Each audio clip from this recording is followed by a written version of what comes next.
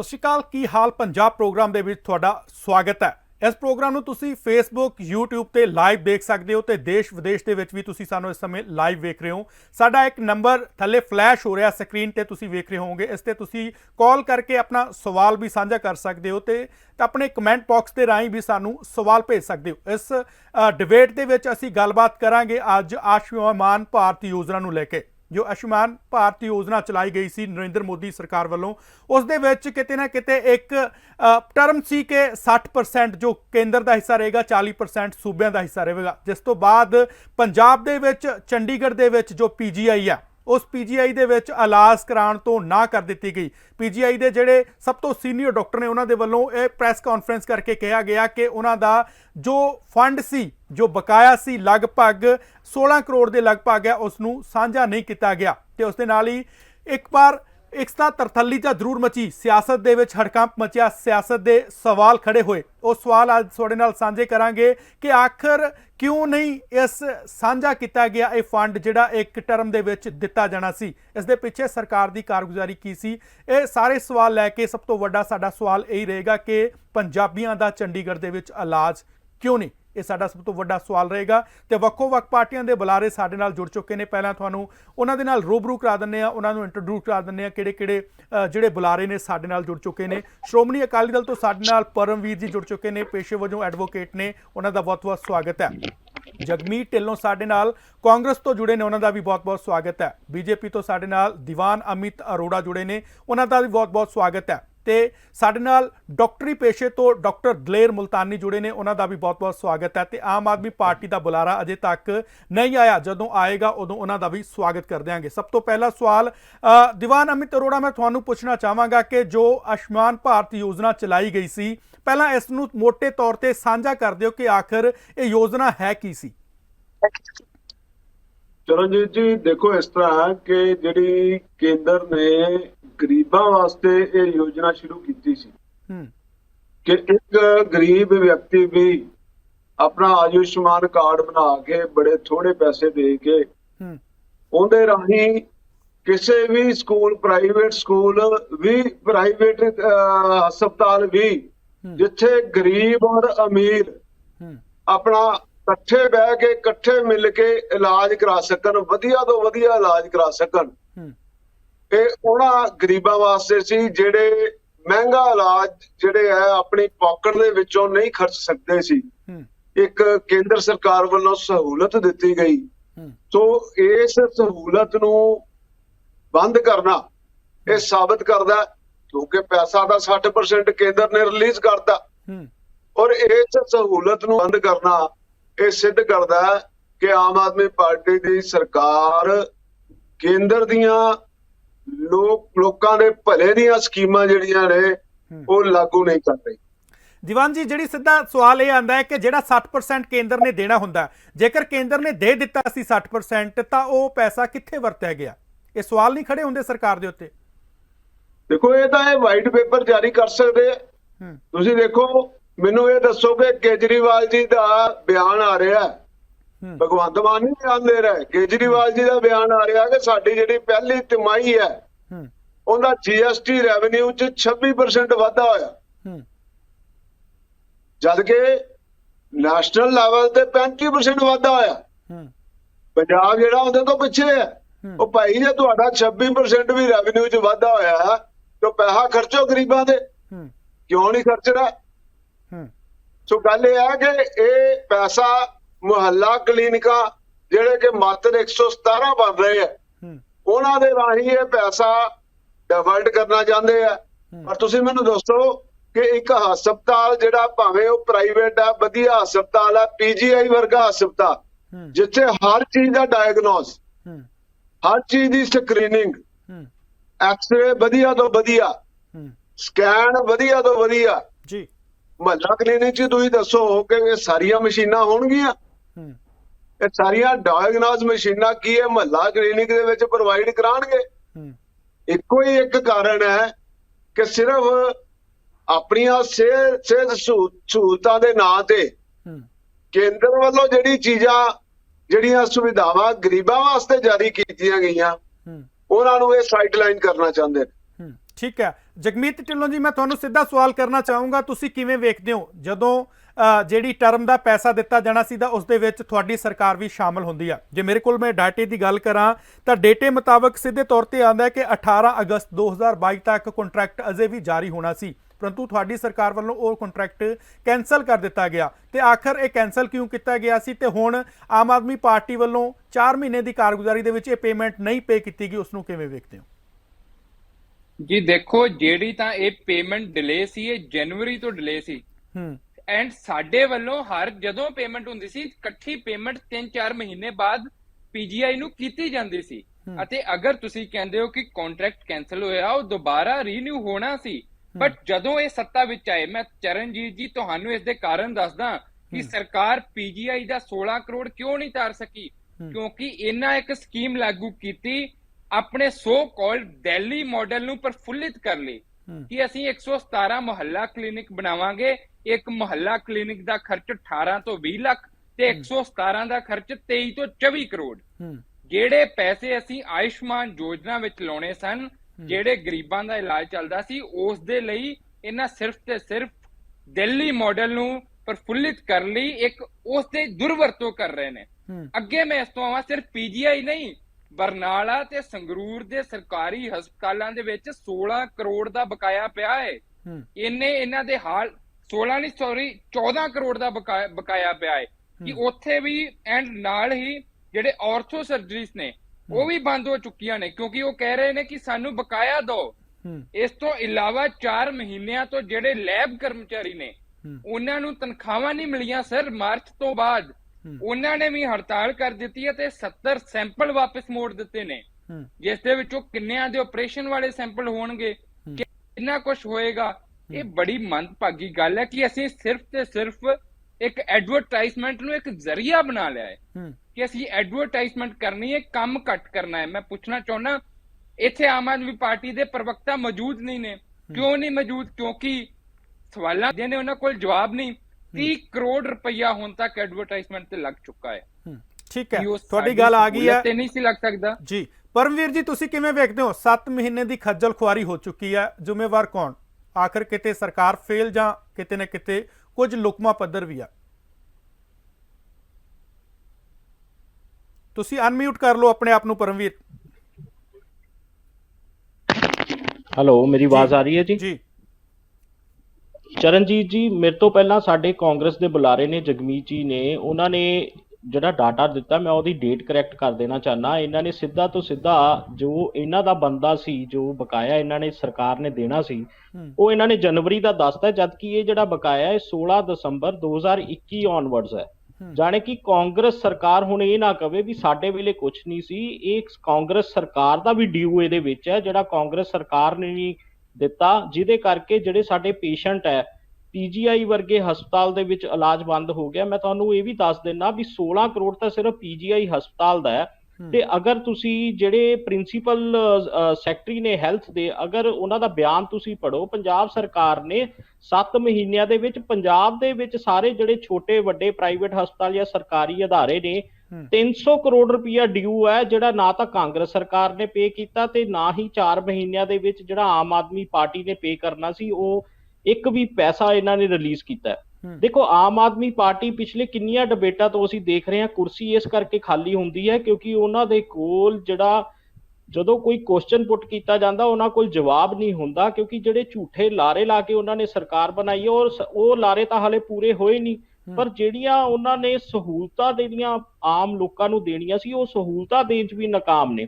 ਮੇਰੇ ਤੋਂ ਪਹਿਲਾਂ ਦੀਵਾਨ ਅਮਿਤ ਅਰੋੜਾ ਜੀ ਨੇ ਗੱਲ ਕੀਤੀ ਮੁਹੱਲਾ ਕਲੀਨਿਕਸ ਦੀ, ਤਾਂ ਮੁਹੱਲਾ ਕਲੀਨਿਕ ਦੇ ਵਿੱਚ ਆਰਟੀਆਈ ਇਸੇ ਚੈਨਲ ਤੇ ਦਿਖਾਈ ਗਈ ਸੀ ਵੀ ਜਿਹੜਾ ਮੁਹੱਲਾ ਕਲੀਨਿਕ ਹੈ ਉਹਦੇ ਵਿੱਚ ਇੱਕ ਨਵੀਂ ਇੱਟ ਨਹੀਂ ਰੱਖੀ ਗਈ, ਪਰ ਉਹਦੇ ਉੱਪਰ ਜਿਹੜਾ ਖਰਚਾ 2 ਲੀਟਰ ਪੇਂਟ ਦਾ ਤੇ ਬਾਹਰ ਜਿਹੜੀ ਪੀਲੀ ਪੱਟੀ ਚੇਂਜ ਕੀਤੀ ਗਈ ਹੈ 20 ਲੱਖ ਰੁਪਇਆ ਇੱਕ ਦੇ ਉੱਪਰ ਸਰਕਾਰ ਨੇ ਆਪ ਟੈਂਡਰ ਦਿੱਤੇ ਆ ਤੇ ਦੱਸਿਆ ਵੀ 20 ਲੱਖ ਰੁਪਇਆ ਇੱਕ ਮੁਹੱਲਾ ਕਲੀਨਿਕ ਤੇ ਲੱਗਿਆ।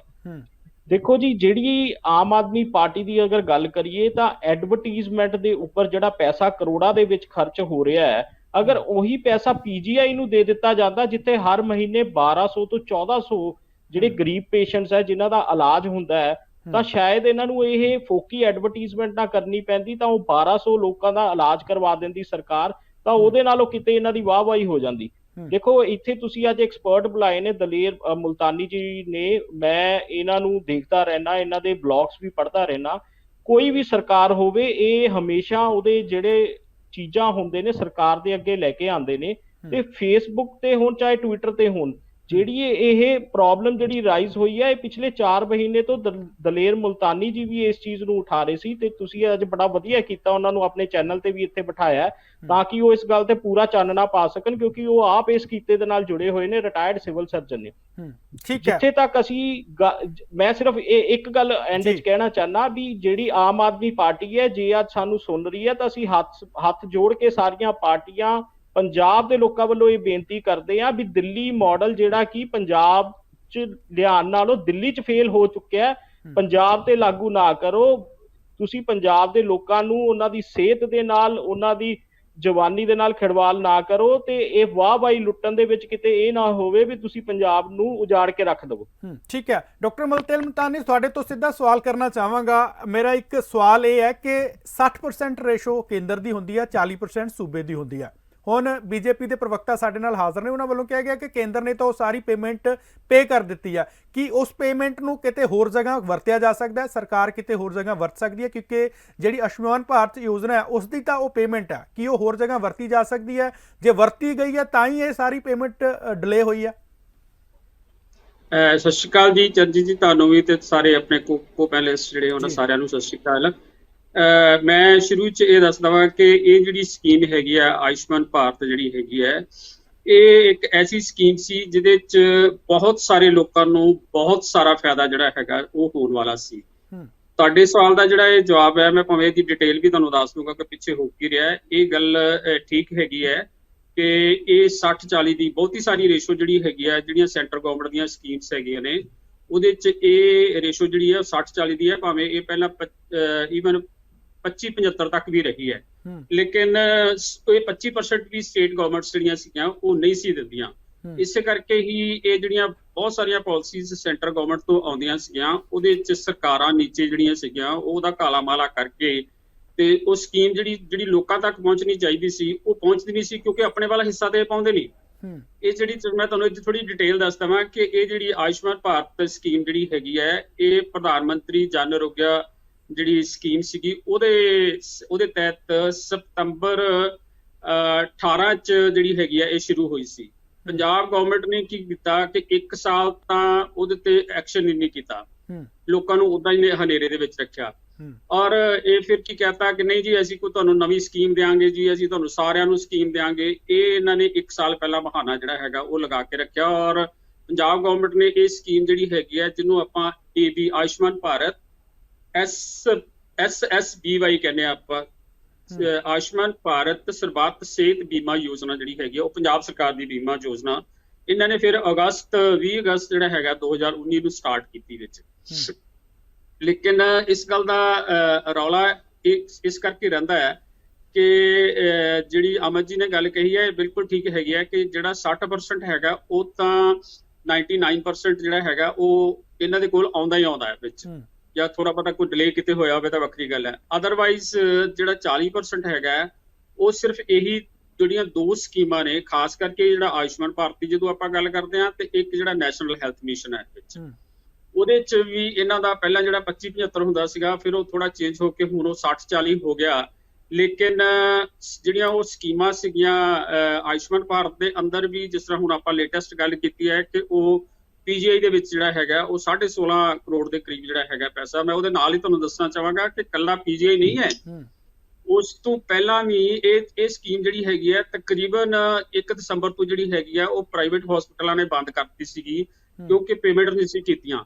ਉਸ ਤੋਂ ਬਾਅਦ ਹੋਇਆ ਕੀ ਹੈ ਕਿ ਜਿਵੇਂ ਹੁਣ ਤੱਕ ਮੇਰੇ ਕੋ ਪੈਨਲਿਸਟ ਵੀ ਦੱਸ ਰਹੇ ਨੇ ਕਿ ਜਿਹੜਾ ਸਰਕਾਰੀ ਹਸਪੀਟਲਸ ਹੈਗੇ ਨੇ ਉਹਨਾਂ ਦੇ ਵਿੱਚ ਜਿਹੜੀਆਂ ਆਮ ਸਰਵਿਸਿਜ਼ ਹੈਗੇ ਨੇ, ਜਾਂ ਕਿਸੇ ਗਰੀਬ ਦੀ ਮਦਦ, ਜਾਂ ਕਈ ਸਾਰੇ ਕੰਟਰੈਕਟ ਦੇ EMPLOYEE, ਆਊਟਸੋਰਸ EMPLOYEE, ਉਹਨਾਂ ਨੂੰ ਤਨਖਾਹ ਗਵਰਨਮੈਂਟ ਹਸਪੀਟਲ ਦੇ ਵਿੱਚ ਜਿਹੜੀ ਇਹ ਕਲੈਕਸ਼ਨ ਹੁੰਦੀ ਹੈ, ਜਿਹਦੇ 'ਚ ਪਰਚੀ ਵੀ ਹੁੰਦੀ ਹੈ, ਜਾਂ ਤੁਹਾਡੇ ਆਪਰੇਸ਼ਨ ਦੇ ਚਾਰਜਸ ਹੁੰਦੇ ਨੇ, ਜੋ ਵੀ ਉੱਥੇ ਵਾਰਡ ਦੇ ਚਾਰਜਸ ਕਲੈਕਟ ਹੁੰਦੇ ਆ ਉਹਦੇ 'ਚੋਂ ਦਿੱਤੀਆਂ ਜਾਂਦੀਆਂ ਨੇ। ਲੇਕਿਨ ਪਿਛਲੇ ਇਹ 5-6 ਮਹੀਨੇ ਤੋਂ ਹੁਣ ਇਹ ਹੋ ਰਿਹਾ ਕਿ ਨਾ ਤਾਂ ਉਹ ਪੈਸੇ ਜਿਹੜੇ ਹੈਗੇ ਆ, ਕਿਉਂਕਿ ਉਹ ਪੈਸੇ ਇਹਨਾਂ ਨੇ ਫਿਰ ਕਿਸੇ ਕੰਮ ਵਾਸਤੇ, ਜਿੱਦਾਂ ਕਈ ਥਾਵਾਂ ਤੇ ਕਈ ਲੋਕਾਂ ਨੇ ਤਨਖਾਹ ਦੇ ਵੀ ਦਿੱਤੀ ਜਿਹੜੀ ਆਊਟਸੋਰਸ ਵਾਲਿਆਂ ਨੂੰ, ਲੇਕਿਨ ਫਿਰ ਇਹ ਸਕੀਮ ਜਿਹੜੀ ਹੈਗੀ ਆ ਉਹਦੇ ਤੋਂ ਵੀ ਲੋਕ ਜਿਹੜੇ ਸਰਕਾਰੀ ਹਸਪਤਾਲ ਵਾਲੇ ਨੇ ਉਹ ਵੀ ਕੰਨੀ ਕਤਰਾਣ ਲੱਗ ਗਏ ਸੀਗੇ, ਕਿਉਂਕਿ ਉਹਨਾਂ ਕੋਲ ਪੈਸੇ ਖਤਮ ਹੋ ਗਏ ਇਸ ਗੱਲ ਵਾਸਤੇ। ਕਿਉਂਕਿ ਮਰੀਜ਼ ਉੱਥੇ ਆ ਕੇ ਰੌਲਾ ਪਾਉਂਦੇ ਆ ਕਿ ਤੁਸੀਂ ਸਾਨੂੰ ਸਰਵਿਸਿਜ਼ ਦਿਓ ਜੀ, ਤੇ ਉਹ ਫਿਰ ਐਸਐਮਓ ਦਾ ਸਿਰ ਪਾੜਦੇ ਆ ਜਿਵੇਂ ਆਪਾਂ ਕਹਿੰਦੇ ਆ। ਤਾਂ ਅਲਟੀਮੇਟਲੀ ਹੁੰਦਾ ਕੀ ਹੈ ਕਿ ਇਹ ਜਿਹੜਾ ਮਿਸਮੈਨੇਜਮੈਂਟ ਹੈਗੀ ਆ ਬੇਸਿਕਲੀ,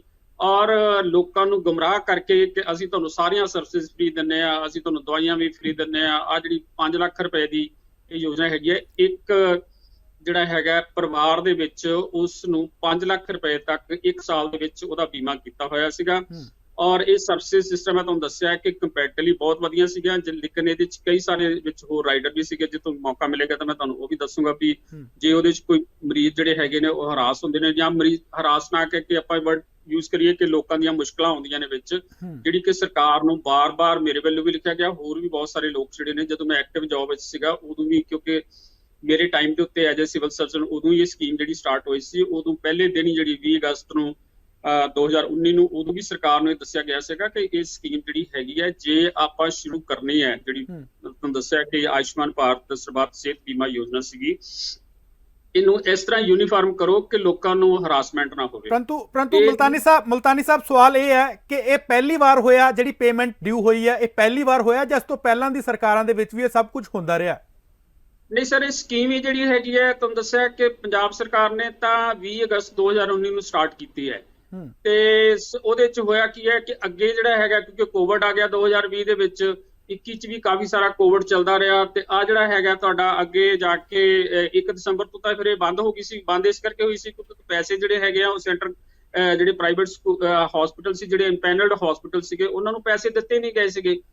ਔਰ ਉਹਦੇ ਚ ਜਿਹੜਾ ਆ ਹੁਣ ਵੱਡਾ ਹੋਇਆ ਕਿਉਂਕਿ ਗਵਰਨਮੈਂਟ ਹਸਪੀਟਲ ਵੀ ਕਾਫੀ ਨਾ ਅੱਗੇ ਤੱਕ ਖਿੱਚ ਕੇ ਲੈ ਗਏ ਇਸ ਸਕੀਮ ਨੂੰ ਕਿ ਚੱਲ ਕੱਲ ਨੂੰ ਆ ਜਾਣਗੇ, ਫਿਰ ਆ ਜਾਂਦੇ ਆ, ਜਾਂ ਜਿਸ ਤਰ੍ਹਾਂ ਮੈਂ ਤੁਹਾਨੂੰ ਦੱਸਿਆ ਕਿ ਗਵਰਨਮੈਂਟ ਹਸਪੀਟਲ ਦੇ ਵਿੱਚ ਜਿਹੜੀ ਆਪਣੀ ਕਲੈਕਸ਼ਨ ਹੁੰਦੀ ਹੈ ਉਹਦੇ ਚੋਂ ਪੈਸੇ ਯੂਜ਼ ਕਰਕੇ ਤਾਂ ਲੋਕਾਂ ਨੂੰ ਸਰਵਿਸਿਜ਼ ਦਿੰਦੇ ਰਹੇ।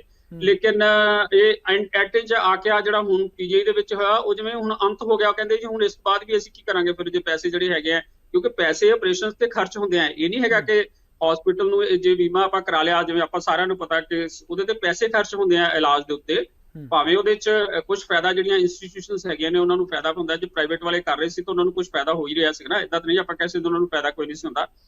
ਪਰ ਇਹਦੇ ਚ ਹੋਰ ਕਈ ਕਿਸਮ ਦੀਆਂ ਪ੍ਰੋਬਲਮਸ ਵੀ ਹੈਗੀਆਂ ਨੇ ਵਿੱਚ, ਜਿਹੜੀਆਂ ਜਿਹਦੇ ਚ ਖਾਸ ਕਰਕੇ ਪ੍ਰਾਈਵੇਟ ਹਸਪੀਟਲ ਵਾਲਿਆਂ ਨੇ ਇਹ ਗੱਲ ਕਹੀ ਕਿ ਸਾਨੂੰ ਪੈਸੇ ਜਿਹੜੇ ਹੈਗੇ ਨੇ ਆਪਰੇਸ਼ਨ ਦੇ ਘੱਟ ਮਿਲਦੇ ਨੇ। ਮਰੀਜ਼ ਉੱਥੇ ਇਸ ਕਰਕੇ ਕਈ ਥਾਵਾਂ ਤੇ ਦੁਖੀ ਹੁੰਦਾ ਸੀਗਾ ਕਿਉਂਕਿ ਜਦੋਂ ਮਰੀਜ਼ ਦਾਖਲ ਹੁੰਦਾ ਉਸ ਤੋਂ ਬਾਅਦ ਉਹਦੀਆਂ ਸਰਵਿਸਿਜ਼ ਜਿਹੜੀਆਂ ਹੈਗੀਆਂ ਨੇ ਸਟਾਰਟ ਹੁੰਦੀਆਂ ਨੇ। ਭਾਵੇਂ ਇਹਨਾਂ ਨੇ ਕਹਿਣ ਵਾਸਤੇ ਕਹਿਤਾ ਸੀਗਾ ਕਿ ਹਸਪੀਟਲ ਦੇ ਵਿੱਚ ਤੁਹਾਡੇ ਦਾਖਲ ਹੋਣ ਤੋਂ 3 ਦਿਨ ਪਹਿਲਾਂ ਜਿਹੜੀ ਦਵਾਈ ਵਗੈਰਾ ਵਰਤੀ ਜਾਂਦੀ ਆ ਉਹਦੇ ਵੀ ਅਸੀਂ ਚਾਰਜ ਦੇਵਾਂਗੇ, ਤੇ ਜਦੋਂ ਤੁਸੀਂ ਡਿਸਚਾਰਜ ਹੋ ਜਾਂਦੇ ਹੋ ਉਸ ਤੋਂ ਬਾਅਦ ਦੇ ਵੀ 15 ਦਿਨ ਦੇ ਦੇਵਾਂਗੇ।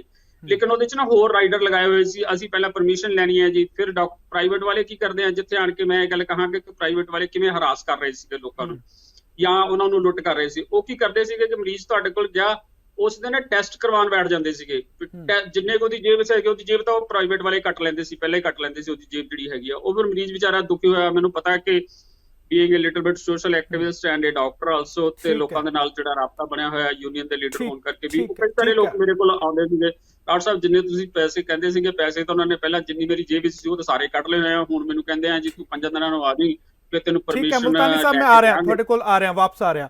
ਬੀਜੇਪੀ ਅਮਿਤ ਅਰੋੜਾ ਜੀ, ਮੈਂ ਸਿੱਧਾ ਸਵਾਲ ਕਰਨਾ ਚਾਹੂੰਗਾ ਕਿ ਕਿਤੇ ਨਾ ਕਿਤੇ ਇਸ ਤਰ੍ਹਾਂ ਨਹੀਂ ਮਹਿਸੂਸ ਹੋ ਰਿਹਾ ਕਿ ਜਿਸ ਤਰ੍ਹਾਂ ਹੁਣ ਸਰਕਾਰੀ ਹਸਪਤਾਲਾਂ ਦੇ ਵਿੱਚ, ਜਿਸ ਤਰ੍ਹਾਂ ਮੁਲਤਾਨੀ ਸਾਹਿਬ ਨੇ ਵੀ ਦੱਸਿਆ ਕਿ ਕਿਤੇ ਨਾ ਕਿਤੇ ਖੱਜਲ ਖੁਆਰੀ ਹੋ ਰਹੀ ਹੈ, ਇਹਨਾਂ ਸਕੀਮਾਂ ਦਾ ਜੇ ਲਾਭ ਨਹੀਂ ਦਿੱਤਾ ਜਾ ਰਿਹਾ, ਕਿਤੇ ਨਾ ਕਿਤੇ ਪ੍ਰਾਈਵੇਟੇਸ਼ਨ ਨੂੰ ਵਧਾਵਾ ਦਿੱਤਾ ਜਾ ਰਿਹਾ?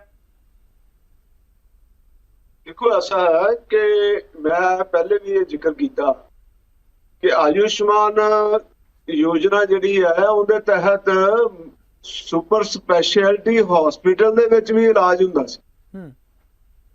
ਸੋ ਗੱਲ ਇਹ ਹੈ ਕਿ ਇਹ ਤਾਂ ਆਪਣੇ ਪੈਰਾਂ ਤੇ ਕੁਹਾੜੀ ਮਾਰਨ ਰਹੀ ਹੈ ਪੰਜਾਬ ਸਰਕਾਰ।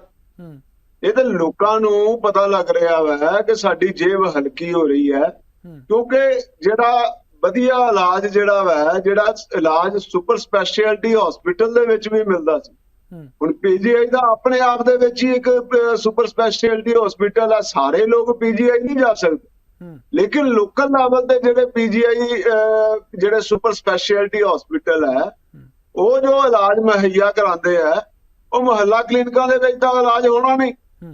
ਤੁਹਾਡੇ ਮੁਤਾਬਕ ਕੀ ਲੱਗਦਾ ਦੀਵਾਨ ਸਾਹਿਬ, ਤੁਹਾਡੇ ਮੁਤਾਬਕ ਕੀ ਲੱਗਦਾ ਕਿਤੇ ਨਾ ਕਿਤੇ ਪ੍ਰਾਈਵੇਟੇਸ਼ਨ ਨੂੰ ਵਧਾਵਾ ਦੇਣ ਦੀ ਗੱਲ ਸੀ? ਕਿਉਂਕਿ ਜਿਸ ਤਰ੍ਹਾਂ ਇੱਕ ਪਾਸੇ ਕਾਂਗਰਸ ਦੇ ਬੁਲਾਰੇ ਵੱਲੋਂ ਬੋਲਦਿਆਂ ਕਿਹਾ ਗਿਆ ਕਿ ਕਿਤੇ ਨਾ ਕਿਤੇ ਮੁਹੱਲਾ ਕਲੀਨਿਕਾਂ ਨੂੰ ਆਪਣੇ ਇੱਕ ਪੈਟਰਨ ਤੇ ਤਿਆਰ ਕਰਨ ਦੀ ਕੋਸ਼ਿਸ਼ ਕੀਤੀ ਜਾ ਰਹੀ ਹੈ।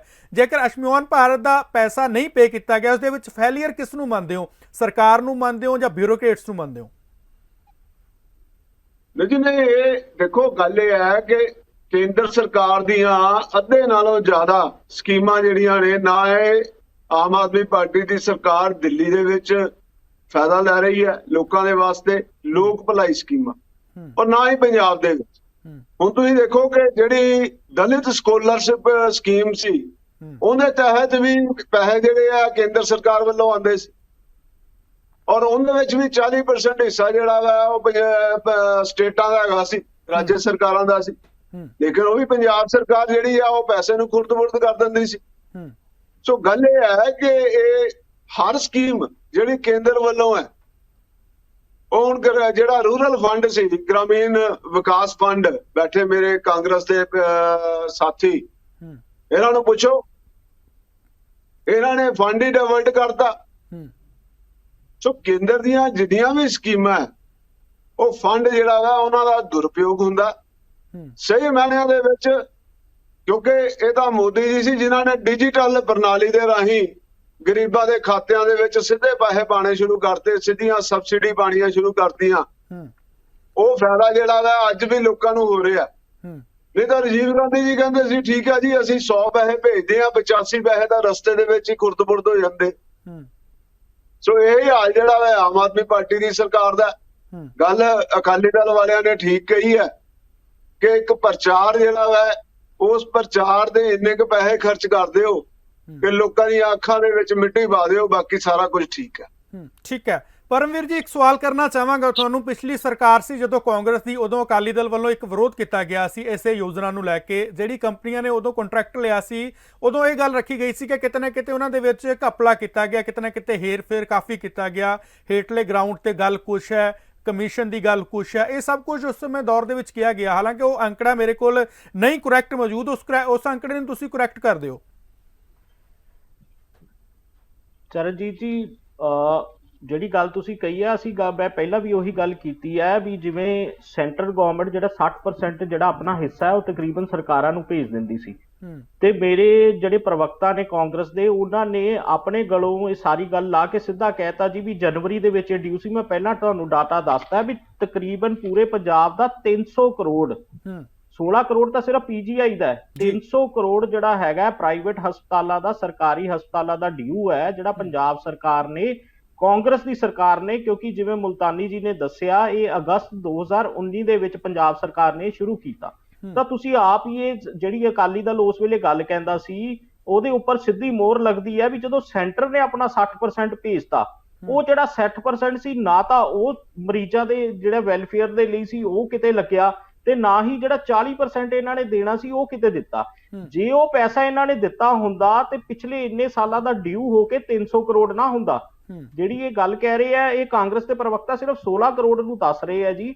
ਜੇ ਇਹਨਾਂ ਨੂੰ ਇਹ ਵੀ ਪਤਾ ਹੋਣਾ ਚਾਹੀਦਾ, ਪੰਜਾਬ ਦੇ ਵਿੱਚ ਜਿਹੜੇ ਆਪਣੇ ਜ਼ਿਲ੍ਹੇ ਨੇ ਜਿੱਥੇ ਸਰਕਾਰੀ ਹਸਪਤਾਲ, ਪ੍ਰਾਈਵੇਟ ਇੰਪੈਨਲਡ ਹਸਪਤਾਲ, ਸੁਪਰ ਸਪੈਸ਼ਲਿਸਟ ਹਸਪਤਾਲ ਜਿਹੜੇ ਇੰਪੈਨਲਡ ਸੀ ਆਪਰੇਸ਼ਨ ਕਰਨ ਲਈ, ਉਹਨਾਂ ਨੇ ਇਸ ਕਰਕੇ ਇਹ ਯੋਜਨਾ ਦਾ ਜਿਹੜਾ ਲਾਭ ਹੈ ਦੇਣਾ ਬੰਦ ਕਰਤਾ। ਉਹ 1 ਦਸੰਬਰ ਤੋਂ ਹੀ ਉਹਨਾਂ ਨੇ ਬੰਦ ਕਰਤਾ ਸੀ, ਕਿਉਂਕਿ ਕਾਂਗਰਸ ਦੀ ਸਰਕਾਰ ਨੇ ਜਿਹੜੇ ਪਿਛਲੇ ਉਹਨਾਂ ਦੇ 3 ਸਾਲਾਂ ਦੇ ਡਿਊ ਸੀ, ਉਹਨਾਂ ਦੇ ਵਿੱਚੋਂ 1 ਰੁਪਿਆ ਹਾਲ ਤੱਕ ਉਹਨਾਂ ਨੂੰ ਨਹੀਂ ਦਿੱਤਾ ਸੀ। ਤਾਂ ਜਿਹੜੀ ਉਸ ਵੇਲੇ ਅਕਾਲੀ ਦਲ ਕਹਿੰਦੀ ਸੀ ਵੀ ਇਹ ਜਿਹੜਾ ਸਿਰਫ ਠੱਗੀ ਮਾਰਨ ਦਾ ਇਹਨਾਂ ਨੇ ਕੰਟਰੈਕਟ ਸ਼ੁਰੂ ਕੀਤਾ ਹੈ, ਜਿਹਦੇ ਵਿੱਚ ਇਹਨਾਂ ਨੇ ਆਪ ਆਪਣੇ ਹਿੱਸੇ ਰੱਖੇ ਆ, ਅੱਜ ਇਸ ਸਿਚੁਏਸ਼ਨ ਦੇ ਵਿੱਚ ਆ ਕੇ ਉਹ ਗੱਲ ਬਿਲਕੁਲ ਪੁਖਤਾ ਹੋ ਜਾਂਦੀ ਹੈ ਵੀ ਜਿਹੜਾ 300 ਕਰੋੜ ਰੁਪਿਆ ਜਿਹੜਾ ਡਿਊ ਹੈ ਉਹ ਇਹਨਾਂ ਦੇ ਕਰਕੇ ਹੋਇਆ ਤੇ ਨਾਲ ਆਮ ਆਦਮੀ ਪਾਰਟੀ ਦੇ ਕਰਕੇ ਹੋਇਆ। ਕਿਉਂਕਿ ਜੇ 60% ਵੀ ਅਸੀਂ ਇਹਦਾ ਹਿੱਸਾ ਦਿੱਤਾ ਹੁੰਦਾ ਤਾਂ ਕਿਤੇ ਨਾ ਕਿਤੇ ਜਿਹੜੇ ਡਾਕਟਰ ਨੇ, ਹਸਪਤਾਲ ਨੇ, ਉਹਨਾਂ ਨੂੰ ਕੁਝ ਉਮੀਦ ਹੁੰਦੀ ਵੀ ਸਾਨੂੰ 60% ਪੇਮੈਂਟ ਆ ਗਈ ਹੈ, ਤਾਂ ਉਹ ਕਿਤੇ ਨਾ ਕਿਤੇ ਜਿਹੜੇ ਗਰੀਬ ਲੋਕ ਨੇ, ਜਿਹੜੇ ਇਲਾਜ ਕਰਵਾਉਣਾ ਚਾਹੁੰਦੇ ਸੀ, ਉਹ ਇਲਾਜ ਤੋਂ ਵਾਂਝੇ ਨਾ ਰਹਿੰਦੇ, ਕਿਉਂਕਿ ਉਹਨਾਂ ਨੂੰ ਵੀ ਇੱਕ ਉਮੀਦ ਹੁੰਦੀ ਵੀ ਸਾਨੂੰ 60% ਪੈਸਾ ਆ ਗਿਆ, 40% ਵੀ ਆ ਜਾਏਗਾ। ਪਰ ਜੇ ਕਿਸੇ ਨੂੰ ਅਸੀਂ ਖਾਲੀ ਹੱਥ ਕਰਕੇ ਦੇਤਾ ਤੇ ਡਾਕਟਰਾਂ ਨੂੰ ਦੇਖੋ, ਜੇ ਉਹ ਅੱਜ ਕੱਲ ਚਲਨ ਚੱਲ ਰਿਹਾ, ਡਾਕਟਰਾਂ ਦੇ ਉੱਪਰ ਐਲੀਗੇਸ਼ਨ ਲਾਣਾ ਬੜਾ ਸੌਖਾ ਕੰਮ ਫੜ ਲਿਆ ਸਰਕਾਰ ਨੇ, ਚਾਹੇ ਉਹ ਗੱਦਿਆਂ ਦਾ ਹੋਵੇ। ਤਾਂ ਮੇਰੇ ਕੋਲ ਡਾਟਾ ਪਿਆ ਹੈ ਇਹਦੇ ਵਿੱਚ ਮੈਂ ਤੁਹਾਨੂੰ ਦੱਸ ਦਿੰਦਾ ਇੱਕ ਐਗਜ਼ਾਮਪਲ ਦੇ ਰਿਹਾ, ਜਿਹੜਾ ਫਰੀਦਕੋਟ ਦੇ ਹਸਪਤਾਲ ਦੇ ਵੀਸੀ ਦੇ ਵਿੱਚ ਹੋਇਆ।